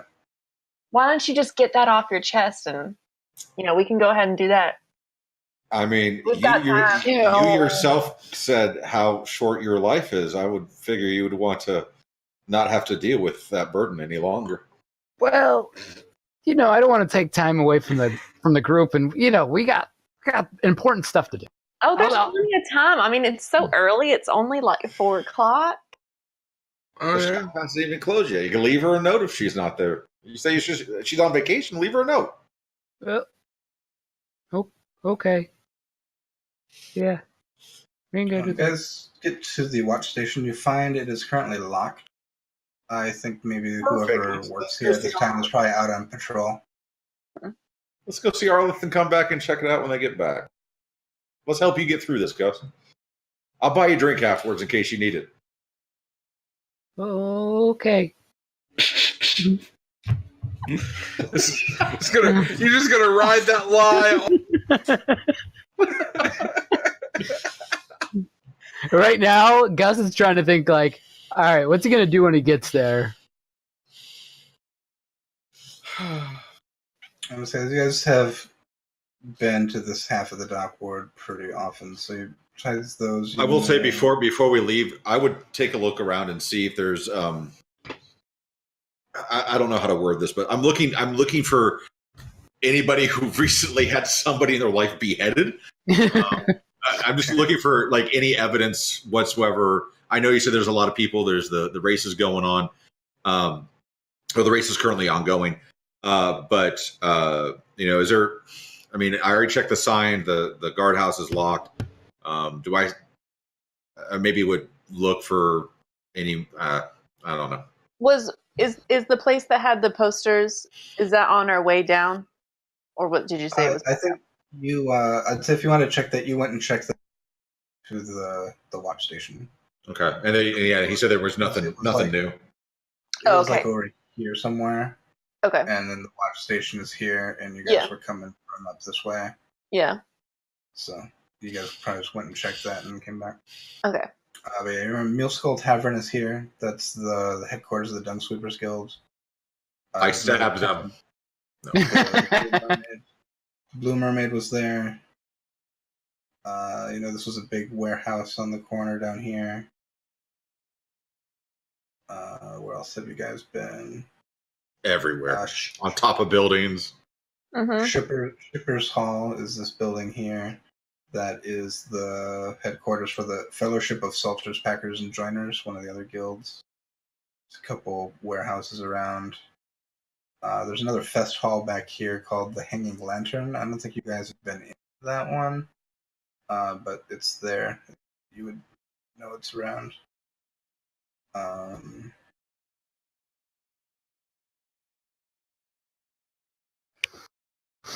And you guys, the Sleeping Wench, you guys had dinner in there the last time you were down here. I think it was that one, or was it? There was another one down here called the Hanged Man. I think you were in the Sleeping Wench. I think it was the Sleeping Wench. Yeah. So which way are you going to? The House of Pride Fumes is here. Are you taking the route north around or south around? Probably south around would be the easiest. Yeah. Okay. Then you do see there is another building here. It's the headquarters of the Coopers Guild. And like I said, the Hanged Man is on the corner here. And if you head back in the alley, yeah, you can make it to the House of Pride Perfumes. And it's not far from the Skewered Dragon. And Zoblobs is right around the corner, right? Isn't it on? Yeah, Zoblobs is up Yep. here. Play lane. Yep. Okay, cool. You can almost smell that purple. Yeah. All right. You guys, you can make your way to the House of... You guys should probably wait here. It wouldn't be fair to Arleth for us to all just like show up and I'm like, listen, we should break up. I mean, it would be a little much. So Yeah, it's very reasonable, Gus. I mean, I agree. I mean, I've never been in this situation, so I might need to talk to you afterwards. Well, that's weird, but sure. I'm trying to glean from a man as awesome as you some of the things that you have learned in this life. I appreciate that. All right, so I'm going to confidently stroll into the perfume shop. Yeah, and the wall of smells. You're not going to take any flowers or anything? I am going to attempt to sneakily spy on Gus during this. Okay, make a stealth roll. The health is not my best, but not terrible. It's only a -5. 17. Okay, so I'm gonna first have Gus make a perception roll. Saving this D20. 7. Okay, yeah, Gus totally doesn't see you. Perfect. All right. Well, if Nightbreeze and Lynn see Gus, or see Dandriel. I figure, sneaky. like I said, I honestly believe that this is what's going on with Gus. And so I'm just going to, if we're hanging out in the cart, I'm just going to lay back in the cart and just wait. Okay. Yeah, I don't care. I got a 23 if you want me to check perception that I would have seen. Obviously, no, Dan's doing what he's doing. Oh, you know. But Gus doesn't, and that's what's fun. Lynn knows everything. I just don't say anything. Lynn sees all. So yeah, but both of you are hit by just the wave of smells in here. It's very pungent. From they have sensed the ashes of burnt snowflake, and the musk of female giant slug. Oh Jesus! All kinds of various things. Exotic scent shop. So yeah, and again, it's another series of shelves with little glass bottles. So Gus should be great with that. And yeah, you see there's two women at the back.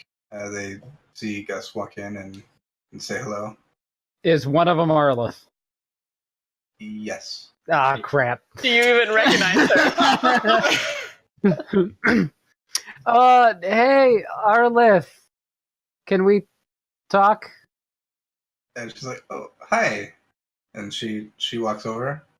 I'm not sure if you remember me, but we were supposed to go on a date. And she kind of laughs. Is like, yeah, that was a fun joke.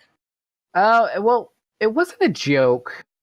I got busy with something, and when I got there, I couldn't find you, and she's I'm not gonna confused. I'm not gonna give you a bunch of excuses. I just wanted to say I'm sorry, and just apologize, and just let you know that I just don't have the time right now to be in a relationship, and it was wrong of me to even ask you at the time because I couldn't really commit, and I don't know, I'm just babbling, so please just... Well, yeah. Itella and I, we thought you were, we didn't think that was a real offer. We had a good laugh about it when... Wait, so you weren't there? Where? All right.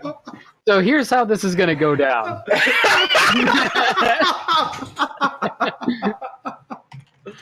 How would you like to make 10 gold? Whoa. Yeah, we're in the business to make gold. What I need you to do right now is just weep uncontrollably and run out of the building like you're devastated. To do that, I will give you 10 gold. I would like the 10 gold, please, and I can do that. All right, then I will walk over to the counter and just put the money on the counter and then walk back over to her and just say, "Listen, I'm sorry, this isn't going to work out." And I turn around and walk out. Okay, so she will wait about a minute and then I will roll a performance check for her. So I see you walk.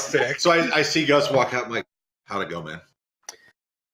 It was rough, you know. There were hurt feelings, and but you know, I had to tell her, listen, I don't have the time to be in a relationship right now. And you hear this wail, and this woman exits the shop and runs down the street. And she rolled an 18, natural 18, so it's pretty that's pretty a good performance. Yeah, she seems sad. You know, I didn't want to do it to her, but I mean, it's hard once you get stuck on Gus. It's there's no clean break. Are you okay, Gus? I'm upset that I had to hurt her. Because you know, I don't like to hurt ladies. I don't want to hurt their hearts. On my sneaking out of the shop, before I do that, I am going to try and spray myself with some sort of scent that smells good. Because I assume no matter how much cleaning I did with a water trough, still kind of smell. Okay. I want to have you make, to stay stealth, I'll have you make one more sleight of hand. Okay.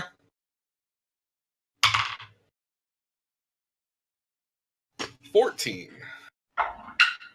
And that did not get noticed. So yeah, you can find something.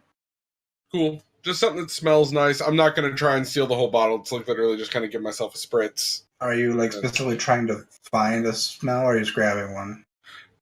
Just kind of grabbing something. I mean, I'd give it a quick smell, and as long as it wasn't foul, I would hit myself. I'm not looking for anything specific. J'adore Dior. I mean, I imagine it's a perfume shop. There's probably nothing too foul, but every once in a while, there could be something. Like, I don't know what goat slugs are. Yeah, what's foul to you might be pleasant to someone else. Exactly. So yeah, they've got all kinds. So I'll just roll a die.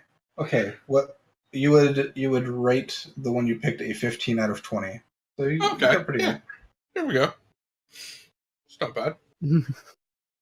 Take it. And then I'll sneak my way back up to the cart, act like I was never inside.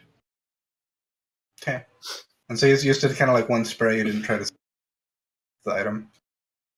Correct. Okay. A tester.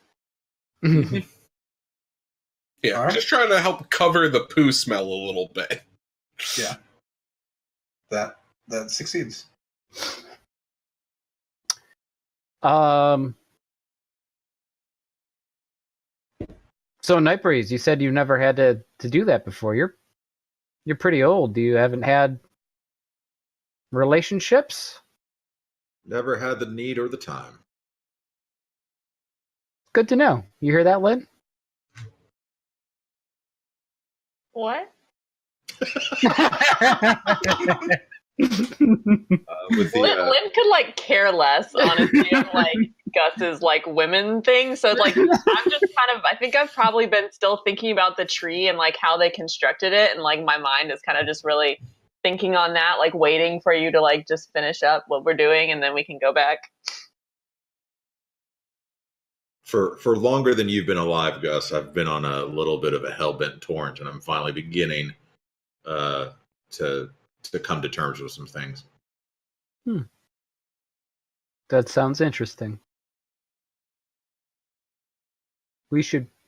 Oh, Dan, I didn't see you there. It's almost like you weren't here. You smell wonderful. Yeah, what is that? Where'd you get that? What? I mean, you just walked out of a perfume store. He doesn't know that, though. Gus doesn't. Everybody else does. Gus. Your senses were probably so assaulted you probably can't tell the difference. Sure. It's different. But You can make a ours perception weren't. check if you want. Yeah. Oh, I saw it anyway, so... Yeah, I didn't keeping see my him. mouth shut. I didn't see him, but I definitely smell him, especially with perception of 22. Yeah. We know. Just clean it up a little bit, you know. Like, Dan, I like the smell, man. Way to go. Thank you. We should get going. So where to? Well, I mean, I imagine this didn't take that long. We can go back and just wait for the guards to come back, or... well, I mean... Do we think the guards is a good way to go, or should we maybe go to a couple... You think there might be some shops or some locals? Yeah. See if we can find some locals. I mean, we can hang out in the general area. If we see the cops, we can talk to them. Like a tavern or somewhere else maybe that we haven't tried before? What is that festival? So you guys, is your intention to basically spend the evening in the dock ward just checking it out? Yep. Yeah. For a reasonable amount of time. I mean, I know, Gus needs some rest, and I need a long rest, even if it's only 4 hours and I don't really sleep. That's fine. I still need it. Okay. So let's turn this into one investigation check from everyone, and then we'll take a quick break, and I'll compile some information from your investigation, and we can. I'll take a natural 20, sir. Okay. Sweet. I will take an 18. I got a natural 20. What? I got an 18 too. Oh, I know what Steven's doing on the break. He's telling us everything from the book. It's like the tweet you sent me. You've got everything prepared, but on the back of your DM screen, all it says is "sexy gnome?" Sexy goblin. Sexy goblin. Sexy goblin. Yep. Oh Lord. That's all that's there. Bird internet. Bird. All right, we're gonna take a quick break, and we'll come back and investigate the dock ward. Yeah. In a little bit. All right, we are back. And we just had some really good rolls for investigation in the dock ward. Tell us all the stuff. So it'll be fun to disappoint you with lack of information. I know, right? So I'm just I want to point out just some more points of interest that are just places that you've seen. You've kind of I'll zoom out a bit. The last time you investigated here, you really kind of stuck to this kind of like middle section along the docks there, and to about here. And then you went up and did stuff up here at this intersection, I think. Right? Mm-hmm. Sounds right. Yep. But you didn't really go past the inn that's over here, and you didn't go anywhere further west or south. So I think your investigation today is going to bring you further west. And just to point out some places, there's a tavern here called the Angry Coxswain. I don't think you've been in there. It looks almost as run down as the Skewered Dragon. Not quite as bad, but it's not a super well-kept place. It fits right in the dock ward. So you hang out there for a little bit. You quickly learn that there's no information to be gained. I think you saw. Real quick. You saw this place last time. It's called the Ship's Prow. It's an inn.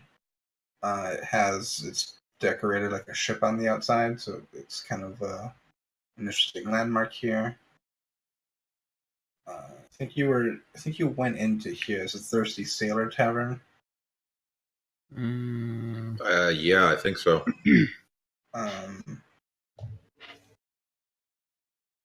Isn't that where Floon was hanging out? No, that was back in the Skewered Dragon. Okay, my bad. Yeah. Further south, that's barely on the screen on the stream, but down here is another inn. It's just called Warm Beds. It's just a very basic one of the budget inns for here. There's a shop here that makes and fixes sails. So what time is it? I'm going through from basically the evening time. Mm. From let's say maybe you're starting around 4 or 5 p.m. to whenever. Right now I'm just getting some basic information that you didn't have yet of some interesting places. Yeah. Oh, this is the corner you guys were. Dan performed at last time you guys were here. Yep. And there's a fancy inn up here that Gus went into for a while. There's another shop across the way from that. They sell rope, is what they specialize in. And there is another inn over here. It's not as fancy as the Roaring Hippocampus. Further north, you see here, this seems to be some kind of theater or entertainment venue.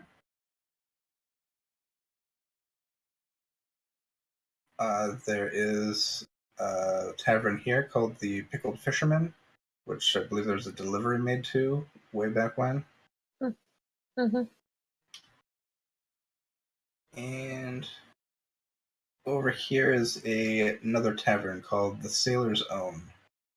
And so I'd say you go in there, and that's where you find your first kind of lead on this investigation. Mm. So what's up, heads? So this is a dockside tavern on Sale Street, and yeah, if you just hear, it's close enough to the water, you can hear the water lapping on the docks. It reeks of fish and rotting seaweed. And inside the tavern, there are plenty of sailors in here, and it seems like they're trying to blot out the fish smell with various kinds of tobacco and other pipeweed. It's pretty full. It seems to be a popular place for sailors to come. They're playing board games or cards, or some of them are just here to get drunk before they have to leave on the next ship. Hey, Dan, are we going to run into any problems here? I don't think so, Gus. And yeah, you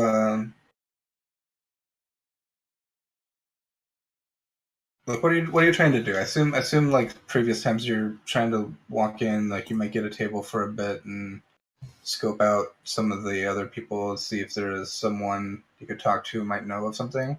And this place is clearly just full of sailors, so I think you would spend some time here. Yeah, Yeah, we would probably pull the same thing. Yeah, so like approach a person who seems amenable to being approached and ask them if they'd heard anything about this being a dangerous part of town for sailors. Try and talk around the subject for all of about 3 sentences before being like, so what about these beddings? Yep. Because that's about how our last ones went. 3 sentences of, well, you know, blah, blah, blah, blah. And then, what about the heads? Yep. I'm reading something real quick, sorry.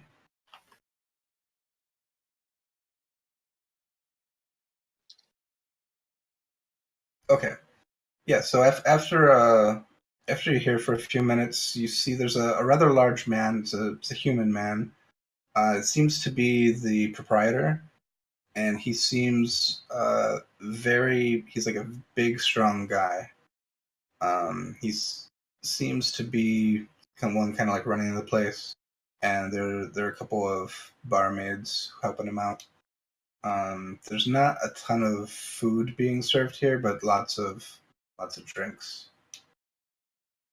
They do, if you were interested, they do have a pork, ox, and horse roast. You get the idea that they don't really sell seafood here because the sailors are kind of sick of it. But yeah, if you try and start the conversation, you will soon get the attention of the proprietor. Will come over and talk to you. And as I say, hey, is there anything I can get you? You've been here for a little bit.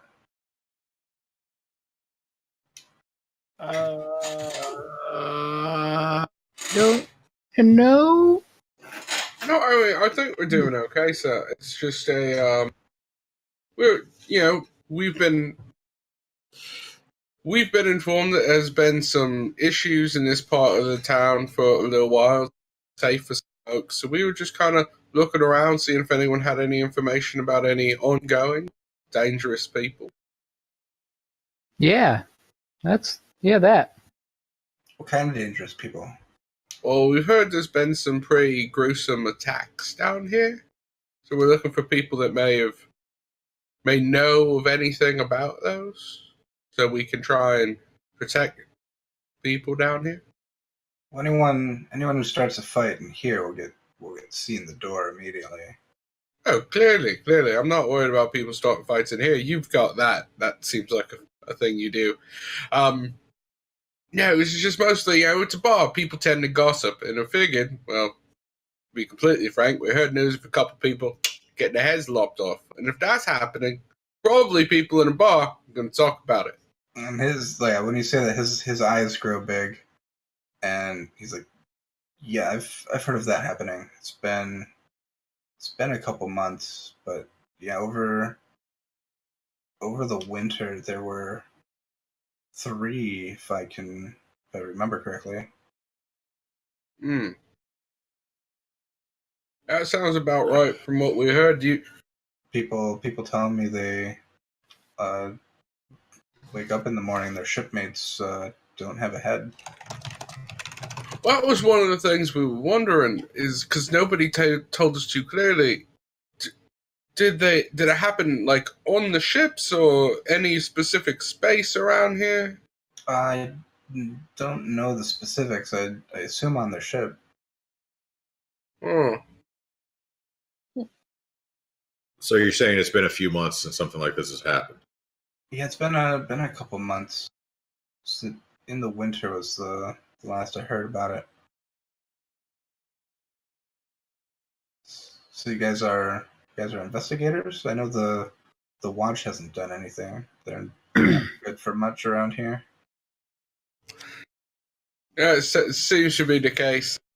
Yeah, we're an adventuring party who's been hired to do some investigation to see if we can help protect people here in the Dockwood.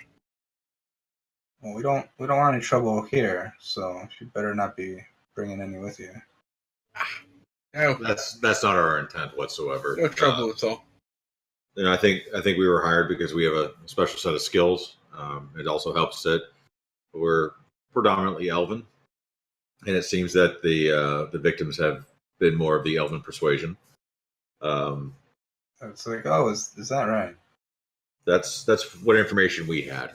It seems to be targeting, say, half-elf sailors, and so we're sent down here to see what we might be able to dig up, because we know that not a lot's been done, and we know that you're doing your best to keep things straight here. So we don't want to impede on that whatsoever. We're just, maybe if you know anybody who had a shipmate that went through this, or if you happen to know anything else, that'd be of great assistance to us. Well, I'll keep that in mind. I don't have any other information that I can remember. Well, if you do, could you do us a favor, and I will even pay for the message to be sent. Could you reach out to the Troll Skull Syndicate at Troll Skull Manor? Certainly, and he'll call over to one of the barmaids to come over and start to take down information. Okay. And he'll talk to her and is like, you didn't know anything about this, did you? And she will basically just kind of repeat back the same things he said. Not a lot of details. It's about 3 times over the winter that she'd heard a story like that.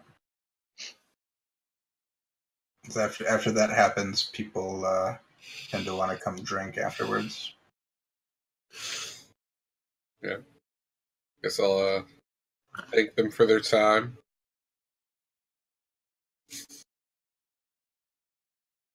And I'll have you guys make a perception check. 9,000. Whoa. Not a Natural 20. Okay. I rolled a 1. 19 plus 1, 20. 17. I'm distracted by the fish smell, obviously. Yeah. So natural 20 is actually kind of perfect for Gus to notice the detail. The barmaiden is wearing a silver chain around her neck with a very just elegant locket at the end of silver. Just a detail you happen to notice in the conversation. Does it seem like it's an expensive item? Yes. Something that would be out of place on a tavern lady? It seems out of place in the dock ward. Oh, you But called her a So do lady. you. Oh. So Gus noticed the necklace that the barmaid was wearing. Got it. Yeah, not the locket that was buried.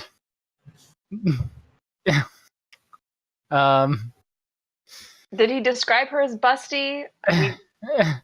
Not specifically. I just assumed that all tavern workers are. I mean, you can assume that for. Hashtag not all barmaids. Hey, Yeah, I don't know the if you cleavage guys... on that bartender, he was huge.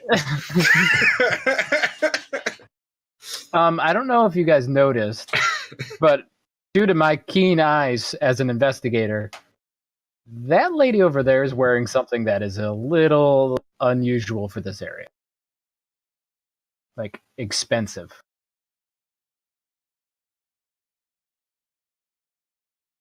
All right. Do you see it? I mean, I didn't see it now. I raise my hand and try to wave her down. Like, hey.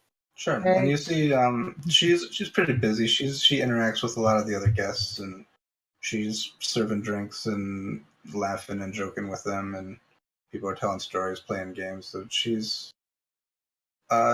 is basically enjoying the company of the people around and doing her job. Well, Yeah. I would like her to be busy enjoying my company so I can talk to her. Yeah, she'll come over after a moment. Yes, how can we help you? Could we have another round? But also, I was admiring that absolutely stunning piece of jewelry that you have. And I was like, thank you. A sailor gave it to me. A sailor did. Wow, that's impressive. Did he tell you anything about it? I believe these were his initials. Could I see that? And she'll show it to you, and it has a JB written on it. And yeah, otherwise it's kind of just a plain silver locket. Well, thank you for the information. And I just go on pretending like I'm talking to my colleagues. Okay. And yeah, a moment later, she'll be back with another round. Thank you very much. All right. That's it. Yeah. I don't know about you guys, but I've rarely seen sailors give away high-priced items like this to random women in taverns. Does seem quite a bit out of place. I mean, Should most sailors have trouble affording something like that, but I don't know. Young guy spending too much money on a girl does. You kind of cut at the end there. He was essentially saying that a young guy spending too much money on a girl, all that's strange. Yeah. I'd say make an insight check.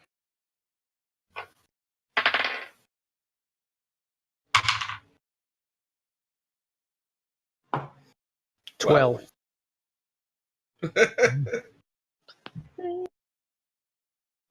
16. So you kind of get that that's probably what happened. Just someone giving fancy gifts when they come to port, try to win favor with the local pretty ladies. Local pretty ladies. Yeah.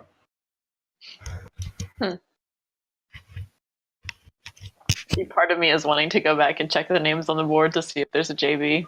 Yep, that's exactly what I was right thinking. Or if anything has been reported as missing or stolen from a recovered body. Mm-hmm. Let's check it out. Yeah, let's go check the board. So my guess is we would be nearing the end of our evening anyway. Yeah. So let's check the board for someone with the initials JB. Okay, so the board of the missing people. Mm-hmm. Yes.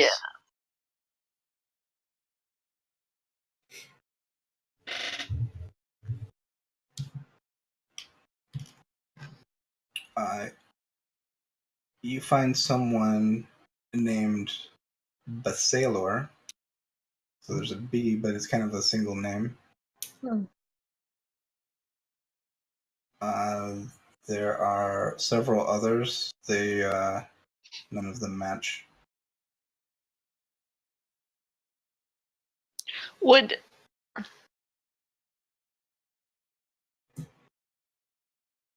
there be some sort of place that maybe has like a register of ships and like who's on it? Probably the city guard would take a registry. Okay. I'm just thinking if we can like check any of these names along with the ship, that might be helpful. Kind of like how all of you had to register upon entering the city. Yeah. Ships have to have a similar. Well, we're kind of just down the street from the city guard, right? Why don't we see if there's anybody there? The watch. Yeah. Watch. Why don't we stop by and see if this has been reported as missing or stolen? I mean, having initials on it's a pretty identifying mark. Yeah. Okay. You can head back down. So it's the watch that has the tower here, but we need to go to the guard to know like names of people. Well, what are you trying to do? I guess I'm just thinking if there's a way to be like, let's look at some ship's registers to see if any of the names connect, and we can at least figure out what ship they were on. They were literally killed on a ship. But maybe not. So just to clear up confusion, so the city watch is like the police. The city guard is like they're trying to protect the city. Yeah. They're more like the army. Yeah.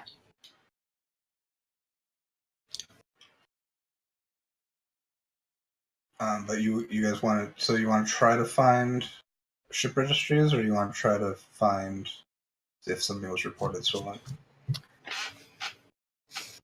I think we should check to see if something was reported stolen. Because my thought is maybe that wasn't an item that someone purchased and rather something someone collected after beheading someone. But who would report something stolen when there's a dead body? The spouse or family of the dead body, noticing that items are missing. You know, usually you have to claim the body and the missing items.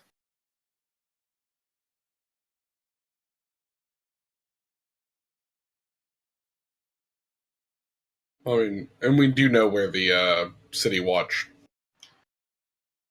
buildings are over here. We've You know the one that's further south you've been to a couple times.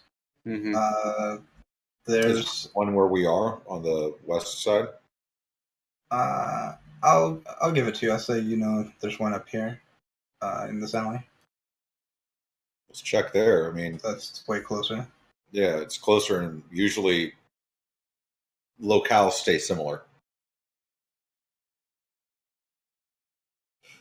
I will. Let's just reduce this to make an investigation check and a persuasion check.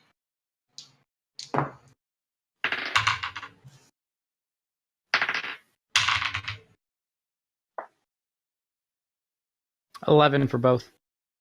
It's an 8 and a 10. A 15 and a 17.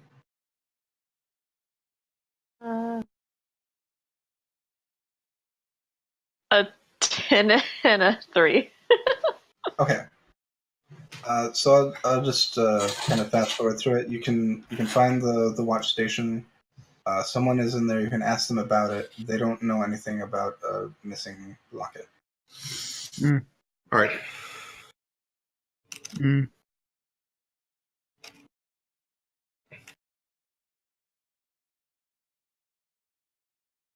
I don't know. But at least, so just to kind of recap, you've gotten confirmation of stories of beheadings happening in the dock ward. Yep. So that's more than you found out last time. Well, I mean, I think we've done a fair bit, and we started off the day wanting to get arrested, so we should probably. Yeah. Yep. So I guess we'll card up and make our way back home. Mm-hmm. All right. You can do that. And if there's anything else you want to do on the way or this evening, or we can call it a night and a long rest. Yeah, I'd say probably long rest. Yep, night and long rest. And level 3. No. Da-na-na-na-na-na-na-na. All right, I assume Gus goes home and the rest of you go to Troll Skull. All right. Yeah. Yep. Yeah. And take a long rest. Yay! Goodbye, temporary hit points. Oh, you didn't even have to use them. I mean, I lost 2 of them. It's true. You got punched. Yep. By a million-year-old man. Yep. All right. I'm just hoping your HP returns, Gus. Yep, it will. Yep. Calendar rolls over to the 28th. So what do you got, like 4 days now to the opera? Yeah, it's on the 2nd. Okay.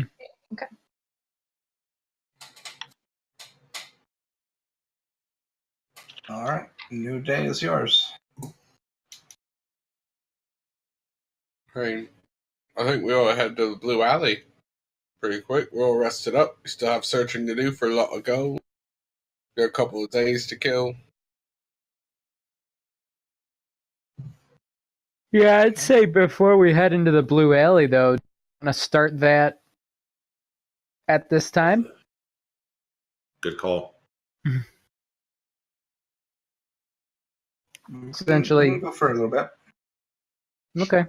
Unless anyone wants to end early. We can get one room deep, right? Yeah. You gotta Yeah. end it on a cliffhanger. Yeah. So we travel to the Blue Alley. All right.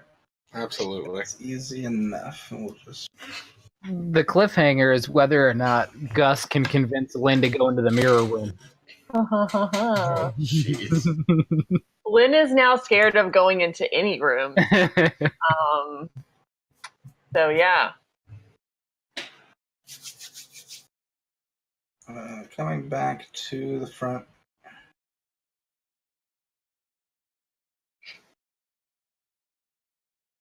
You guys find your way back to the Blue Alley, and it's more or less as you left it. And we can go in. We don't have to sign. We can see it, so we can see right through. Yeah. Once Okay. you go back, you can see through the wall. I guess our names are still in the book, so. Okay. So wait, we're going to go into the Blue Alley. Draverax will be back next week, so Dan's going to get kicked out again. Oh, gosh. All right, let's do this. This is going to be hilarious. All right, let's go back to the mural. Because I'm still carrying Drav. There's no way I'm not Are you going to all- carry Drav. Mostly just walking together. Yeah. Yeah. Okay, then I don't need a marching All right, orders. Grab all of so... Well, yeah. Teach me things. Did we ever get the silver door open? No. No. But we went almost all the way far on the silver side. There's some questionable possible stuff in the last room. Did we get the key? No. There's still the riddle of the guy, the guy who wants riddles. We don't know if that actually does anything or not. And then there's the room with the fog with attacking demon cats in it that doesn't really seem to have anywhere to go either. Unless it's down below. Well, we know what is to the right. Why don't we figure out what's still Dan's not left? visible. Yeah, so just to catch me up, did you guys check like literally every door that way, and then the only one that you didn't get open? Well, there the was silver one door that we didn't go into. It had a saying about enter as enter into this world Yes. as you did, and on the other side of this paradise. And we decided to leave that one for later. That sounds like yeah. Let's check left first. Yeah, it's The golden path? Yeah. something about Oh. irons and jewels. And grasp the jewels. Yeah. Grasping irons and jewels. Yeah. Yep. Phrasing. Grasp that's the how it jewel was. and grasp the iron and be whisked away to the truest of rewards. Yeah. Yeah. Wow. Didn't make that That up. is a metaphor for something. Yeah, and it was right What I across. said. It was right by the mirror. Oh, So there was a naked Gus standing next to a mirror in front of a phrase that said, grasp the jewels and the iron. close by.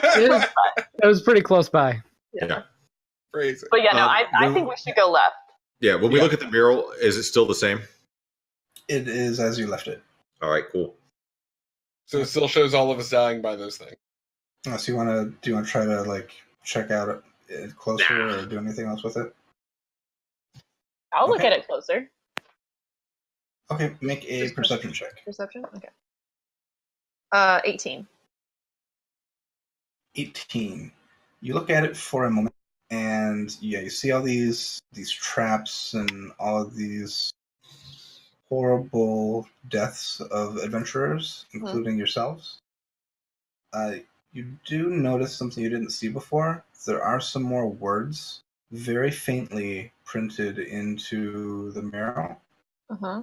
and it says, 50 feet south of the barred window is a secret door.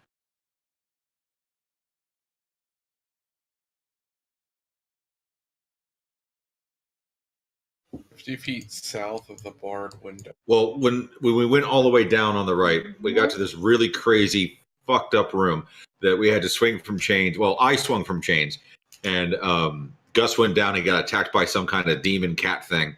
And then there's this window that we couldn't fit through that had bars across the front of it.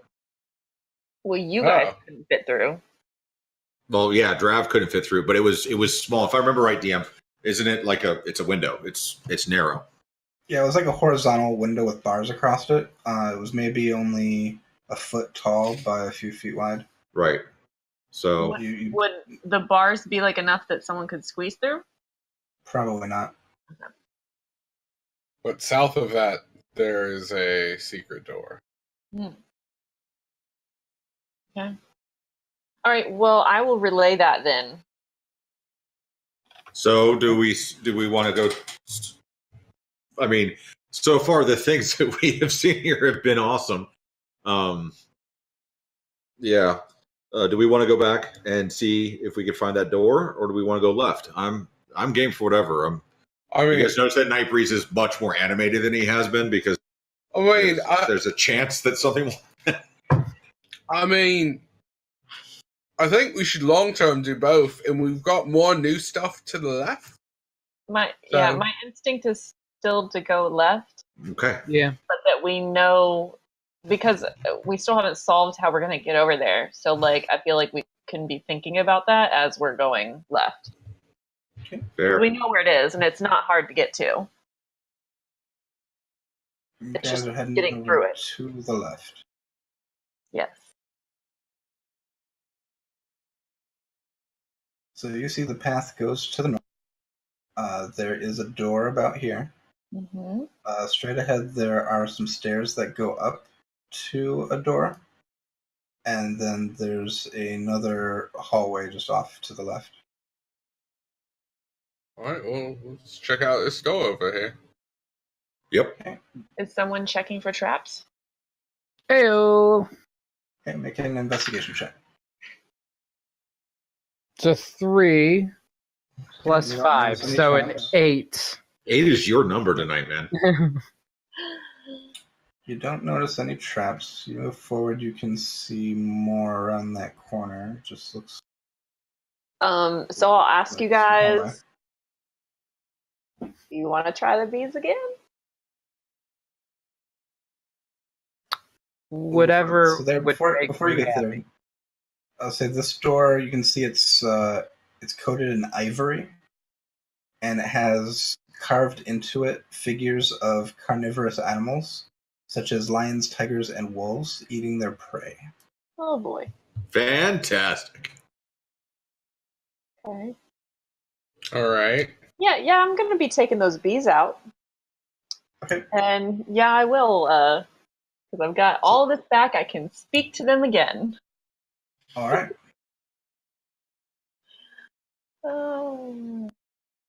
Okay.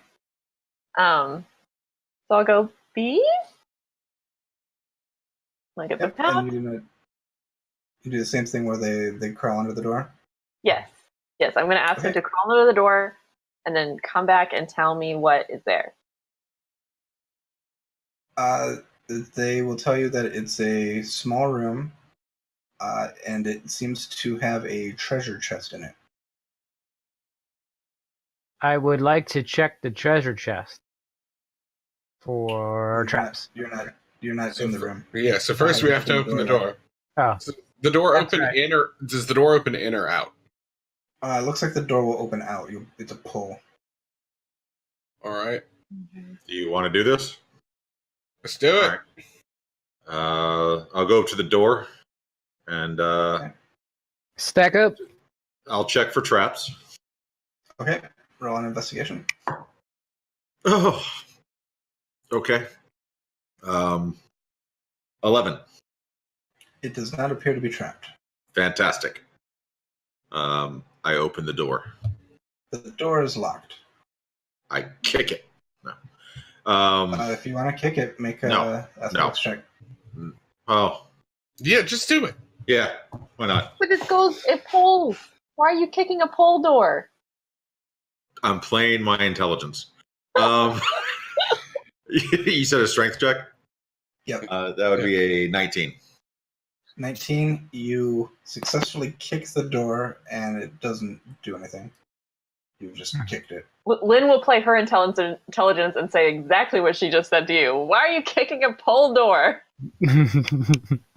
I thought it was worth a shot. Sometimes these boots make great keys. I mean, it worked last time you tried it. Yeah, So well, we had to talk to the police. fair point. Does anybody have a way to maybe pick the lock? You said the door is made of ivory? Yes.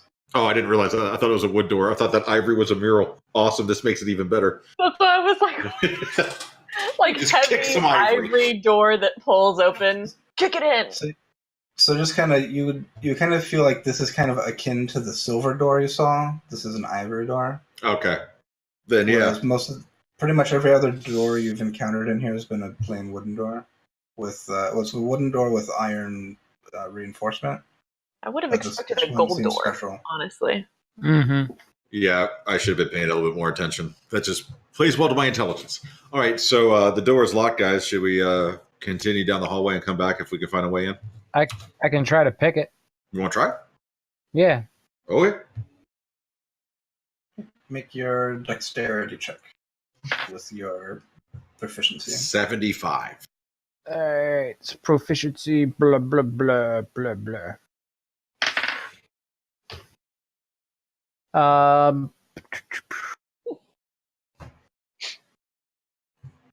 With a +7, that's a 13. It doesn't open. Well, I guess let's push on, see if we can find a key. Sounds good. Can I peek around the left corner, like the hallway? I just want to I'm not going in, but I just want to look. Come over here and Yeah. going up that way, you see another really long hallway to the north. Okay. And I'll just put it here.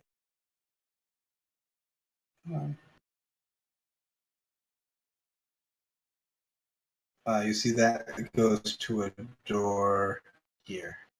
Okay. Hey guys, wait right here. And I dart off and I go to check the skeleton. Because I realized they never actually checked the skeleton for anything. Yeah, it's as you left it. I would like to search it in its entirety for any kind of key. Okay, make an investigation. 13. 13. You don't notice anything else. You definitely see the button in its mouth that you used before. Nothing else. It's a relief sculpture of a humanoid skeleton with outstretched arms and a mouth open as if screaming. And what's in the mouth? There was the button that you used to open the secret door to the north. Okay. All right. I'll go back to the group. Do we want to try this door up the stairs here? There's Sure. another door around the corner, but just keep going down the line, I guess. Yeah, we can clear. Should we clear the first floor, or go up the second floor first? Oh, see, I really wasn't paying attention. Where was this ivory door? Is it right next to where we were? Yeah. So the ivory door. See, I thought the mural was where we are, and then we went up the stairs. So yeah, let's go up the stairs. Yeah, let's go. I need more of this. Through this door. Okay. First. You're going to open this door. I'm not opening it. I'm sending my bees in first. Okay. The bees will tell you it looks like it leads outside. There's grass and trees. Oh God. Oh yeah. Is Lynn already inside? Pretty much. But I think Lynn is smart enough to know that it's a trick. So, okay. I will cautiously open the door. Okay. Is everyone else is moving in too? Yeah, as soon as she reaches for the handle, I'm up there. Yeah. So you go in and you see you know this isn't that big of a room, but kind of like a Star Trek holodeck, it looks like it goes on beyond where its boundaries are. And it looks like you are in just a pasture. There's trees, there's grass, there's a trough of water, and there's 2 silos with an entryway, so north and to the east. And you can see in there, it looks the environment in there looks different. But looking at like the south wall or the west wall, it looks like it just goes on forever. It looks like there's a sky. So, Yeah, no, I think Lynn might realize this. However excited she is about this room. Do y'all think that maybe these rooms are made for each of us? Well, there was the Gus room. Yep. This is definitely your room. I mean, it knows who we are. It knows that we're here. It has us on the mural. Wait, which room are you saying was my room? Oh, the room that you enjoyed so much that you want to find a way to put in your house. Yeah, you're right. So, what do we do? Well, let's look around. You said there's two silos. Yeah, so it looks like kind of like a tall silo, and you can see into it. There's like an archway door at the bottom. And I want to. Yeah. So you say also you said it looks like it goes on forever. I would reach out and see if I could find the wall. Yeah, you can definitely feel it's a 20-foot by 20-foot wall that you can see on the map here. Okay. That's the actual physical dimensions of it. Okay. So it's kind of interesting to like reach out and feel a wall, but you can't see the wall. It looks like it just keeps going. How real does the grass feel? It's real grass. So Lynn is barefoot. Lynn is trying really hard not to be. I really want to, though. I want to investigate one of the silos. Sure, which one? Yeah, me too. I'm going with you, wherever you're going. Well, I could see the thing on the map to the north, and I assume that we see that. So, yeah, that one. I will stay with him. I think I realize now that there's I think this is meant to be a trap, and I don't want to be alone. So in there you see the interior of the silo has been covered in ivory paint, and it has this weird geometric pattern all over like the ground and the walls. You see in the center there is a silver-plated ox skull, and it's clearly there's some kind of magical runes covering the skull's horns. Hey, Dan the Magic Man, can you read runes at all? I can certainly try. Yeah. Yeah, can I make anything of the runes or the patterns? Try making an Arcana check. I'm marrying this D20. because that is another 19. So for an Arcana, that's a 21. Okay. I tell you, there are some runes here for conjuration magic. There are some runes here for transmutation magic. I'd of course share that with the party. I'm going to take a look at the skull and see if it's trapped. Make an investigation check. 16.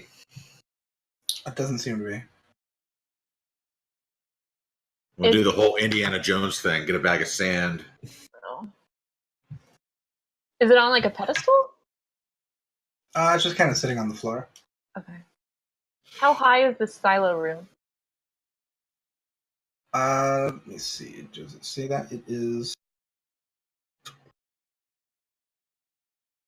It looks like it's about 40 feet tall. So it's like double the height of most of the other rooms. Oh. All right. Let's not touch anything yet. Because we see some crazy stuff. Is there any wildlife that I can see in the main foresty room? There doesn't appear to be. There's plant life, and that's kind of what you see off into the distance.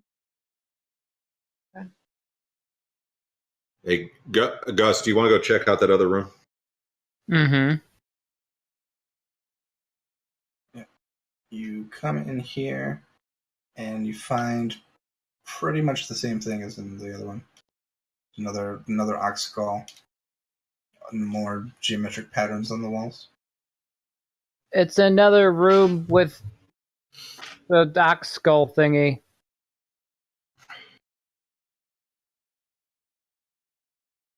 I'm guessing it's a puzzle. Yeah. Is there anything on the back of the door? No.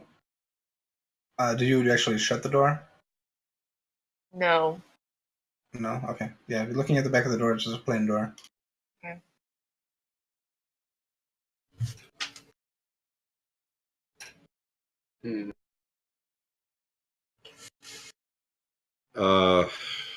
So yeah, it's probably a puzzle. What do we want to do?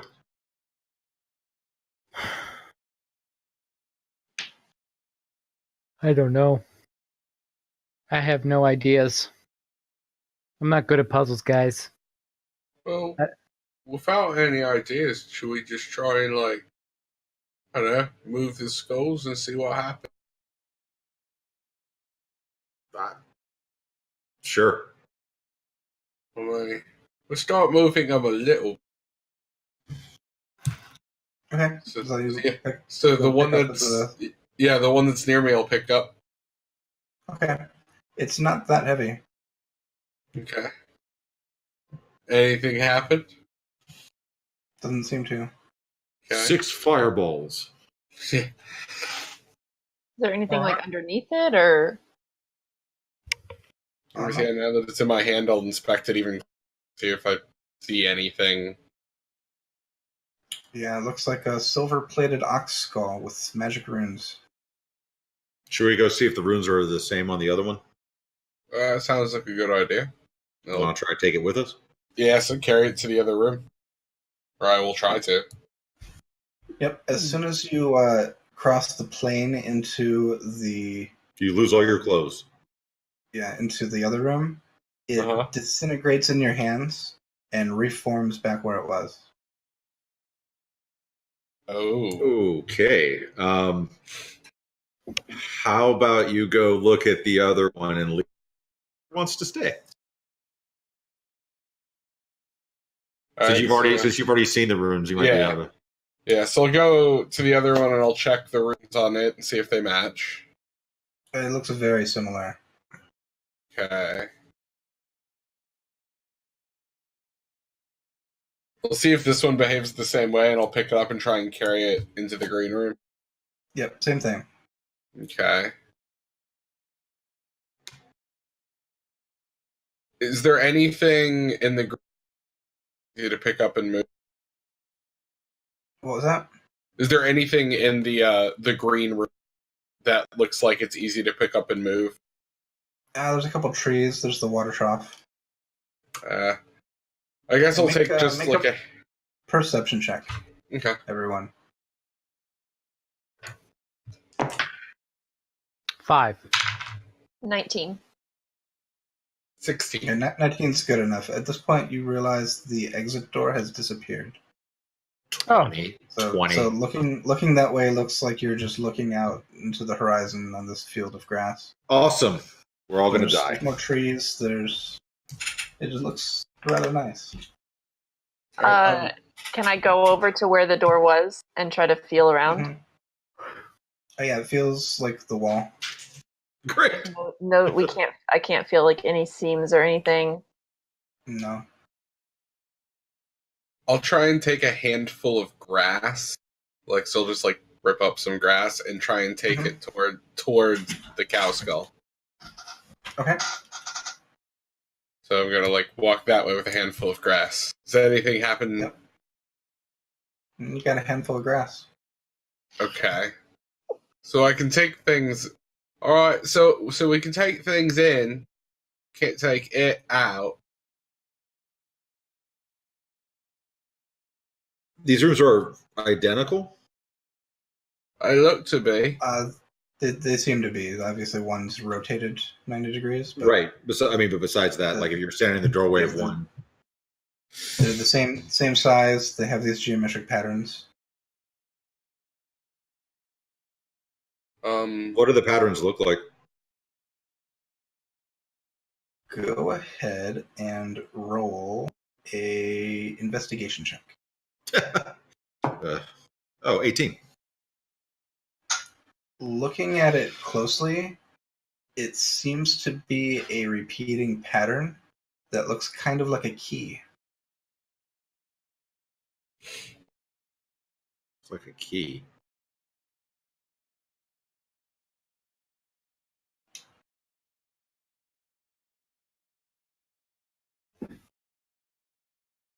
Silver.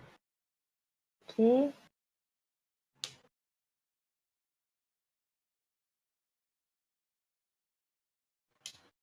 Do we want to?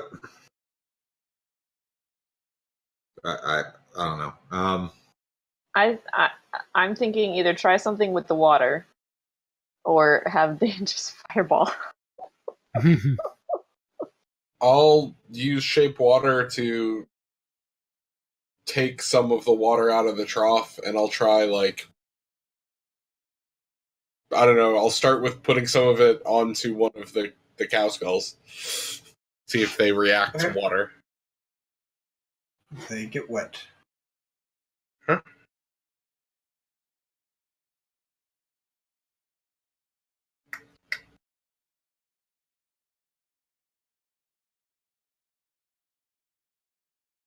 So wait, I'm we've going only to climb one of the trees. Nope. Okay. Which one? That top left one. Okay. Make either an athletics or an acrobatics check.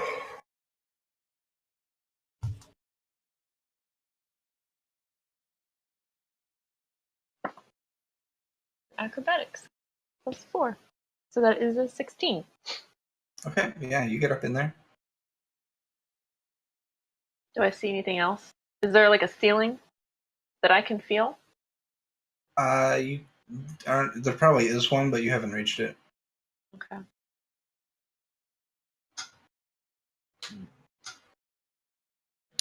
So if this is a puzzle, and we accept that, would it make sense that things need to be, like, if we can't move one, do we want to try to move both? Yeah, we could try that. You pick up yours, I'll pick up mine. Because right now we're in the different rooms, so as well. Yeah. All right. So I'll pick mine up and start to move towards the door. Yep. So, like, get to the threshold. And we'll both, I guess, try and walk through at the same time. Everyone make a perception check. Natural 20. Nice. Natural 1. I got a 25. I got a 14. So this was the best use of a natural 20. Because as soon as both of the skulls are being touched, Gus and Lindario notice you hear the very distant echoing of a cow's moo in the distance. So you just hear this moo, and it like echoes. Anybody hear mooing? I do. Not I. I'm looking around to see, like, from the tree, to see if I can see any cow. I notice the sky above you is starting to cloud over and darken. This seems bad, guys. Yeah, guys, it's getting cloudy, so something's happening. I guess when you both are touching it, it has a problem.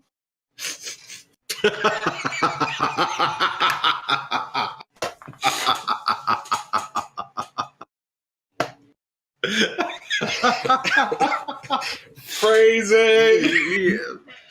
More like dirty mind. All right, so It's right here. is the sky changing as we are moving closer to the doors? Like, Yes, is seems to be. I'm going to keep trying. I'm going to keep walking forward. Yeah, I'm trying to cross the threshold at the same time as him. Okay, yeah, you guys walk in, and suddenly you hear thunder, and in front of you appears a minotaur. Oh, Did the skulls do the thing that they did last time, or They did not. You're still holding on to them. And you see this Minotaur appear, and it looks very confused. Probably about as confused as we look.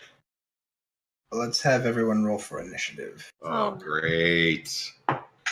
He's a nice Minotaur.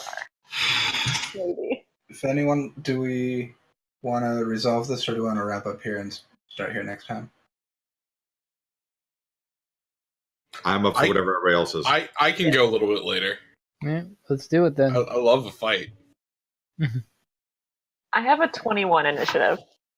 Okay. Oh, that's almost as good as my 22. Oh.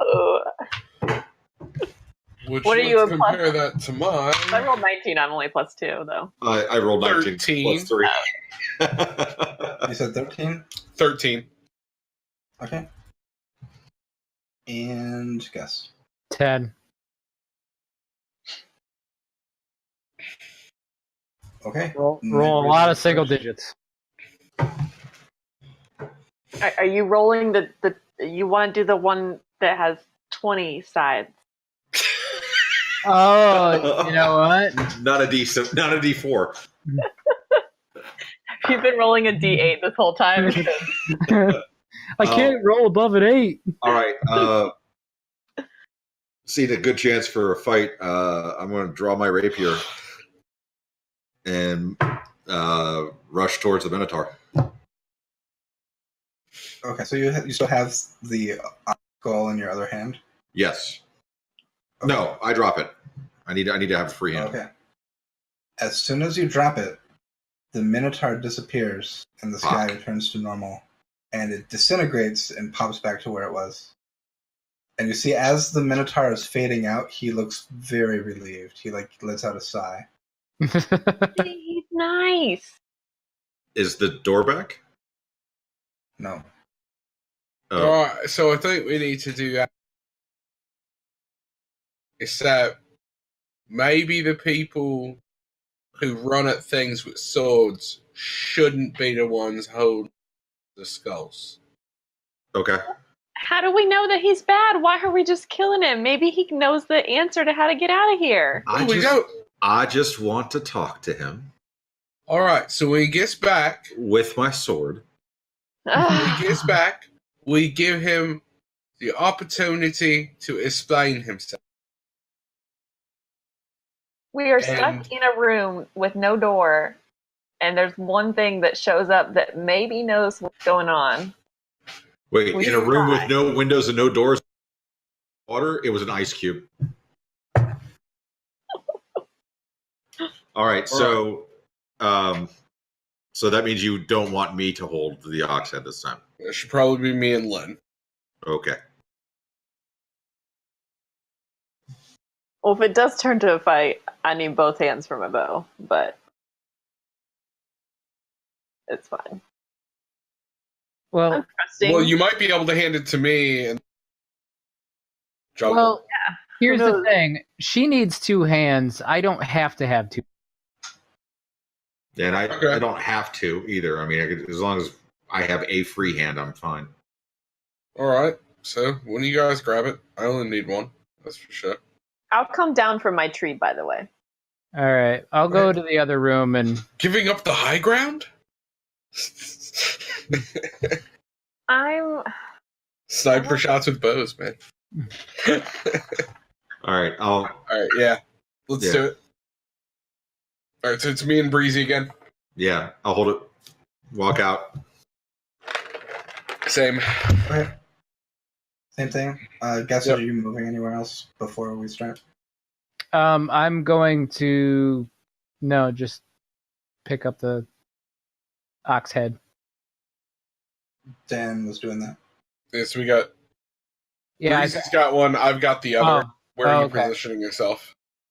I'm gonna step in the spot that you're removing it from. Okay. Okay, yeah, the same thing happens, and the Minotaur reappears in a slightly different place. But For simplicity, I'm going to reuse the same initiative and have it move on to Lindariel's turn. Oh, good. And yeah, he comes back and he looks around and he looks a bit upset that he's been summoned here again. So we'll say, we're so sorry to disturb you. We're just kind of stuck in this room. Do you maybe know how to get out of here? We don't mean to disturb you, bother you. And he starts to kind of like grunt and scream and make noises. I don't think any of you understand his language. No. What is it? Just in case. Minotaurian. So it's Minotaur. Okay, yeah, no. Can we tell the inflection? Is he sounding angry about it, or like? He seems rather angry to be here.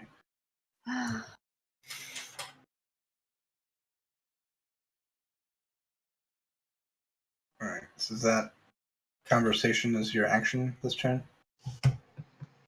I guess. I mean, I'll ready my bow since he doesn't seem doing anything, or at least responding. Daniel's turn. So it's me now? Yep. I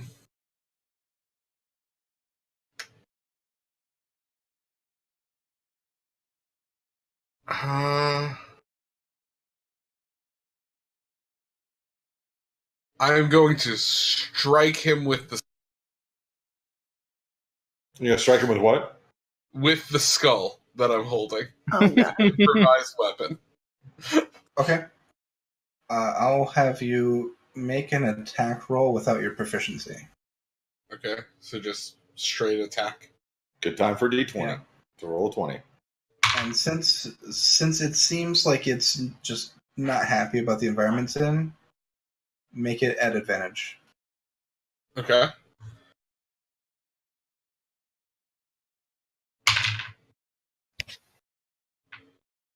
So no modifier, straight dice. It would be your strength mod, but no proficiency.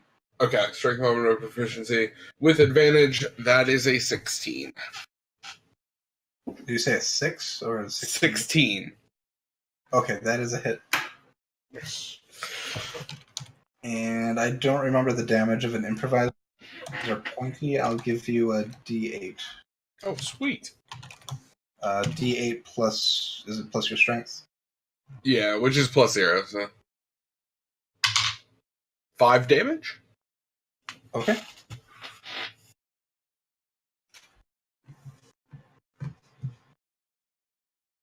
All right. So you gonna move or anything else?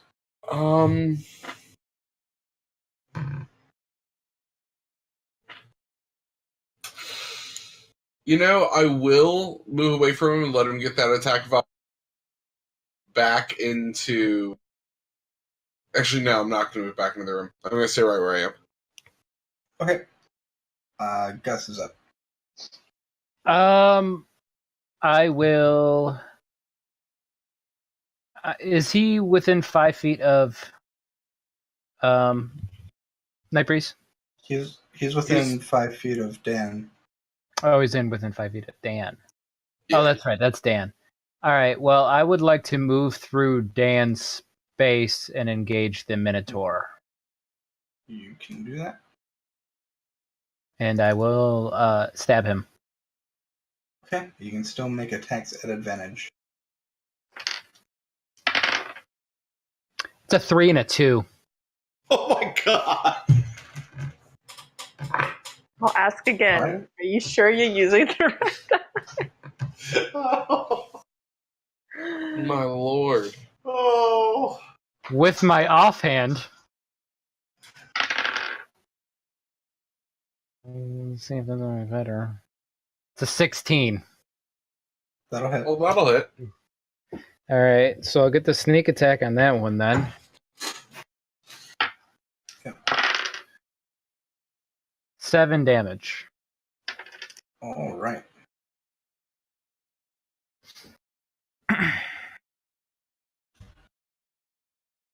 That's it. We kill it. We win D&D. He only had 6 hit points. It's got a few more than that. A Minotaur at level 2? Minotaur is going to come back at you with his great axe. And this is when Gus dies. That's going to be a 25 to hit. Oh. Who are you attacking? Gus. Oh, okay, yeah.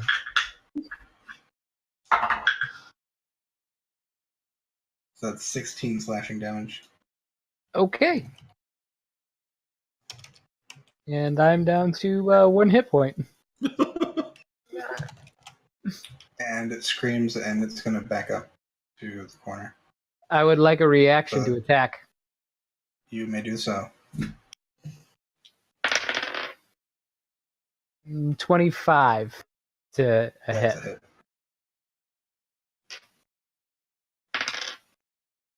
That is 6 damage. Okay. And Dan also gets an attack of opportunity if you want to react. Yeah. So I will once again swing at him with the cow skull. Okay.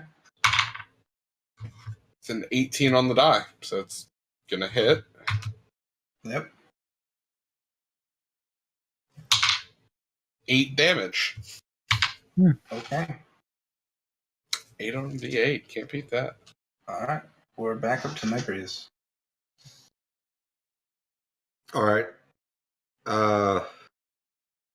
Having seen him attack Gus and Gus get hurt really bad, I'm going to run in to the space just to the north of him,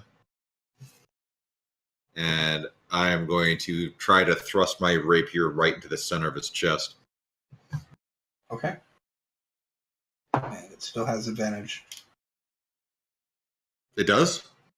Okay. We have You have advantage. advantage on attacks. Oh, well, I rolled an 18 and a 19, so that would be a 24. It hits. Where's my D8? I rolled an 8, so that makes it 8, 9, 10. Oh, wait, no.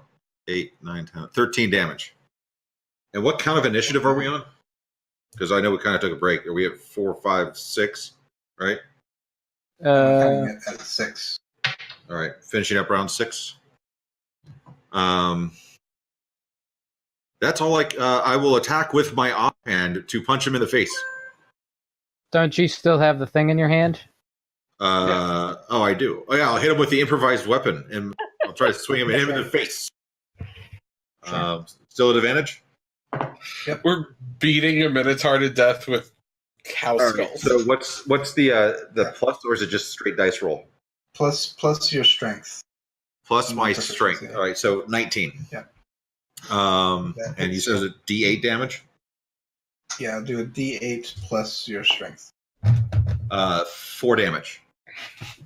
Okay. I like to think you're hitting him with his dead ancestors. Probably. Probably. And I have nothing to help Gus out with, really. Oh, God. That's right. And Dariel is up. As long as Lynn weeps when I die.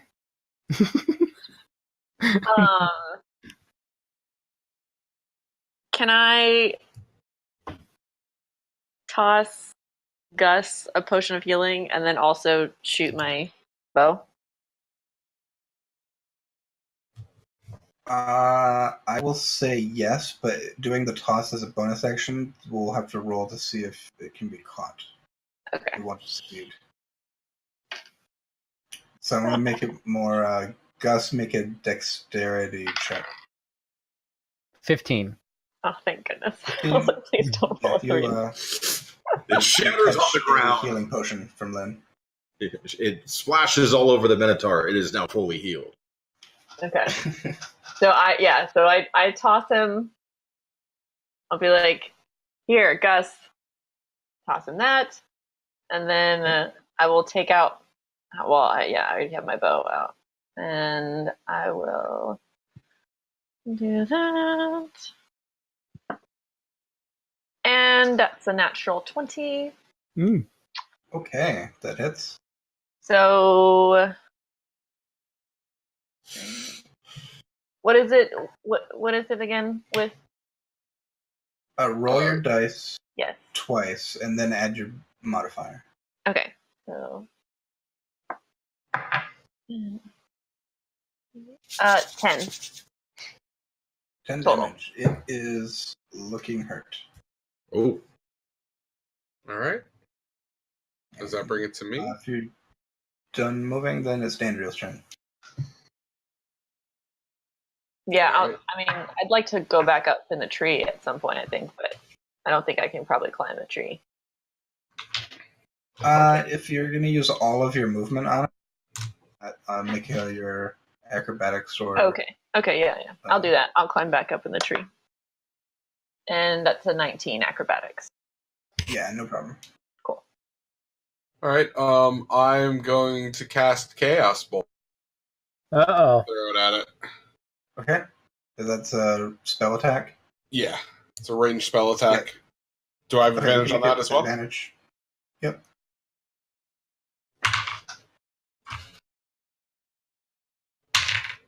So glad I did advantage because it went from a 2 to a natural 20. Oh, Nice.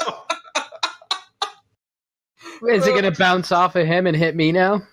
Right. Well, it's not necessarily going to bounce. I guess. Actually, probably need to check the errata on how that's supposed to work, considering the way the dice roll. But let's just see the damage first. Oh, I need an extra. Actually, need to pull an extra die. Sorry, give me a second. I was not expecting to crit that.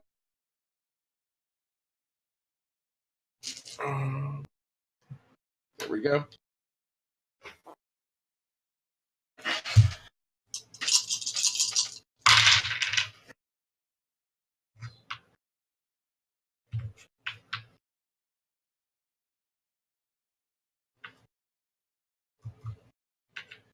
$27 damage. Jeez.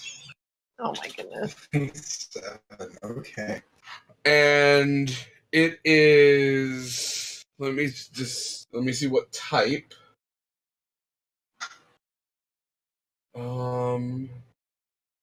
I guess that's. Well, I can choose between quite a number of them here, can't I? I guess I'll make it of these. Why don't I have force damage? I wish it was force. Cold damage. Okay. Yep. Looks So it's, very hurt. yeah, so it's that much cold damage. That is my action. I think I'm just gonna stand there now and look smug.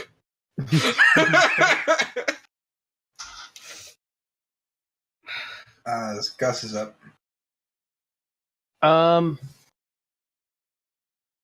I am going to next to Nightbreeze. Well, first, I'll take a bonus action to swig the potion. All right. Which I believe is 2d4 plus 2.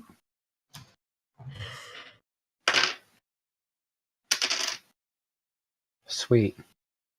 I got 5 hit points back. 5 is better than 1, or 6 is better than 1. Yeah, but the way he swings, yeah, and then I'm going to move right there and attack him. You heading up here? Yep. Okay. Oh, good. It finally registered.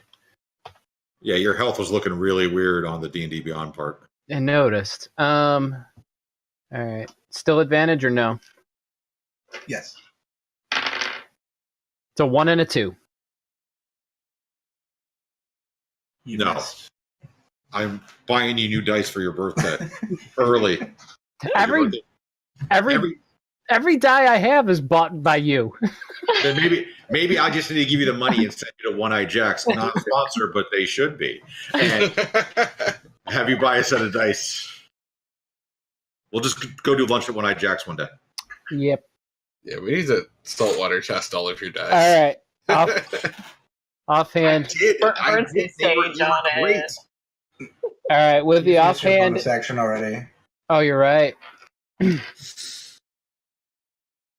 So, Alright. not perceiving Gus as any threat, he's going to attack Night Breeze. And that is a natural 1.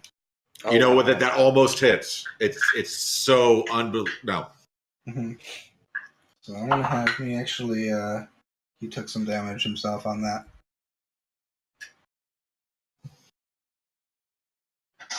And it's Night Breeze's turn. So I may have lost track. Are we at 10 or 11? We are... This will be the 11th turn. So, and it's at the count is at the end of the round. I think it's at the end of 12. I'll double check. I don't know why I'm asking. I have it up. Either way. Count are we going to count each turn? Yeah, I need to clarify that, I guess, in D&D Beyond, where you can find all amazing things. Not a sponsor, but they should be.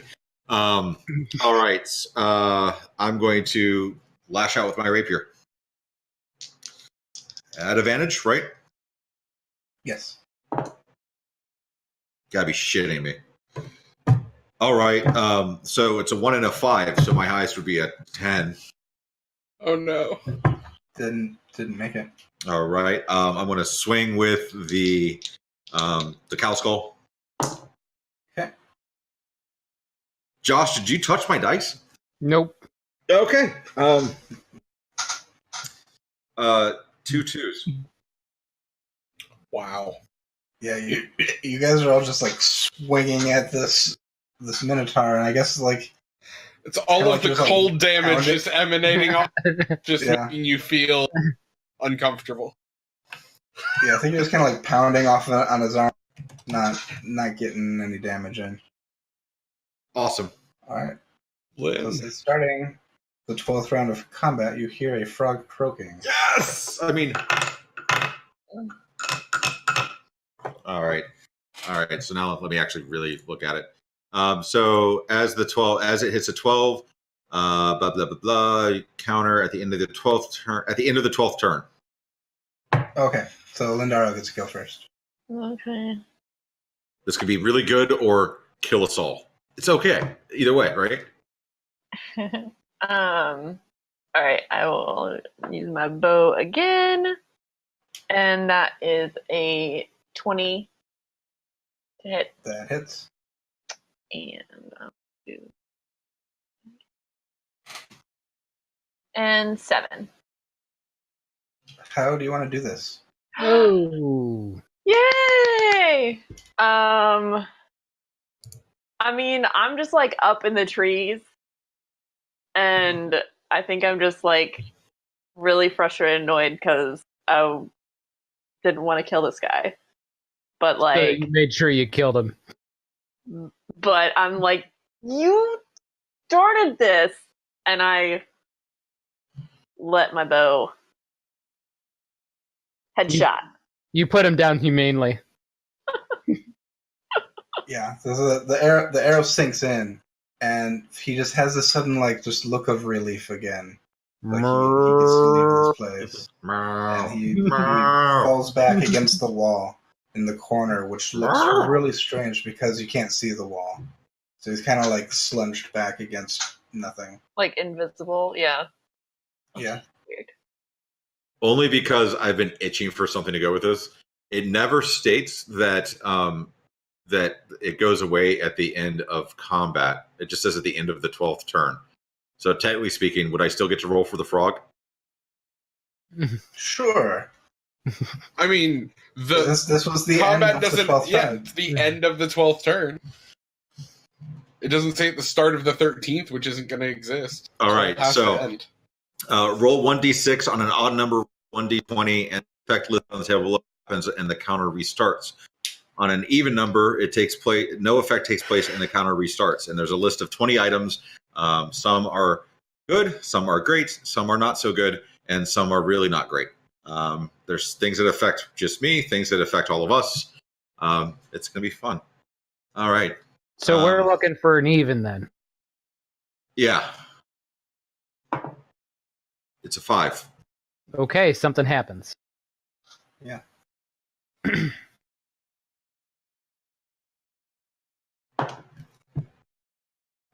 9.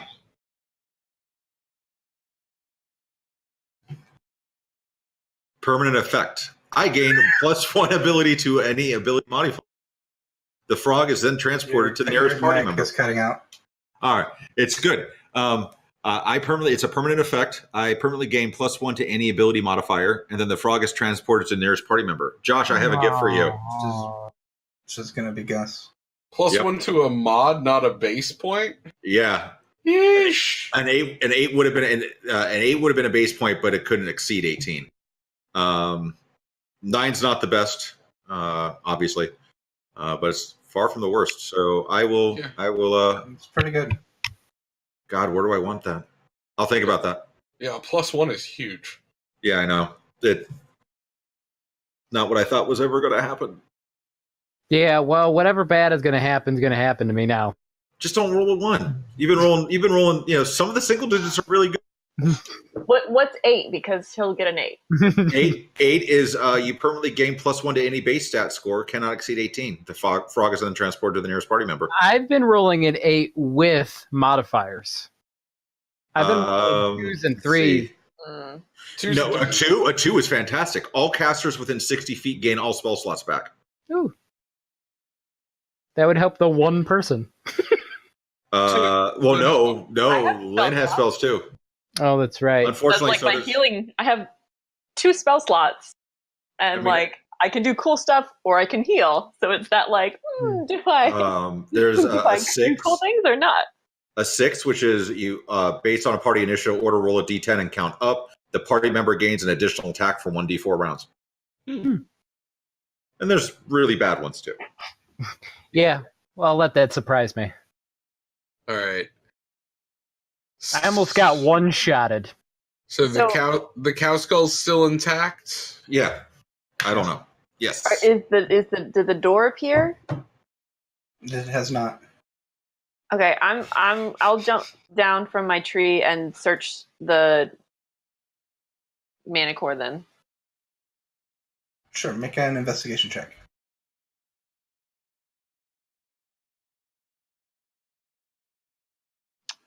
15. 15, you find that he has a chain around his neck. At the end of it, there is an ivory key. And when you pick up the key, the door reappears. Okay. On that, I'm going It's to... a good place to wrap up for the night.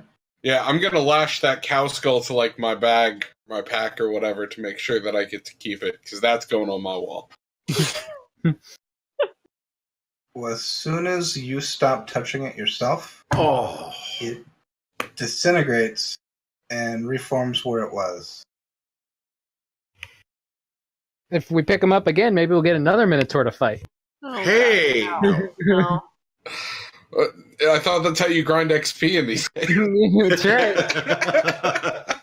You abuse respawn mechanic. That's... Yeah, you just run in and out of the room, back and forth, until that random encounter hits. Next thing we know, we're level 20. We're still in Blue Skull Alley. It's great. But the rest of the game, we really get to enjoy this. Yep. JRPGs. I remember grinding for the Ultima weapons in Final Fantasy VII. Down in the submarine. There you go. I think I'm going to add my point to Dex. Of course you are, because then you're +6 Dex, right? Well, That'll be +4. Okay. you know what they say, sexy Dexy. Oh, yeah, that's right. You'll be +4, but your attacks will... Yeah. I'll think about it. I've got to think about Dex or Charisma. All right. I think that's all we've got for tonight. Thanks, everyone who was watching. Thanks for hanging out. Good game, everyone. Yeah. Back for more Blue Alley action next week. And what's behind the ivory door? Tune in next week to find out. Yeah. Later. All right. Bye, Yeah, everyone. good night, everyone. Night, everyone.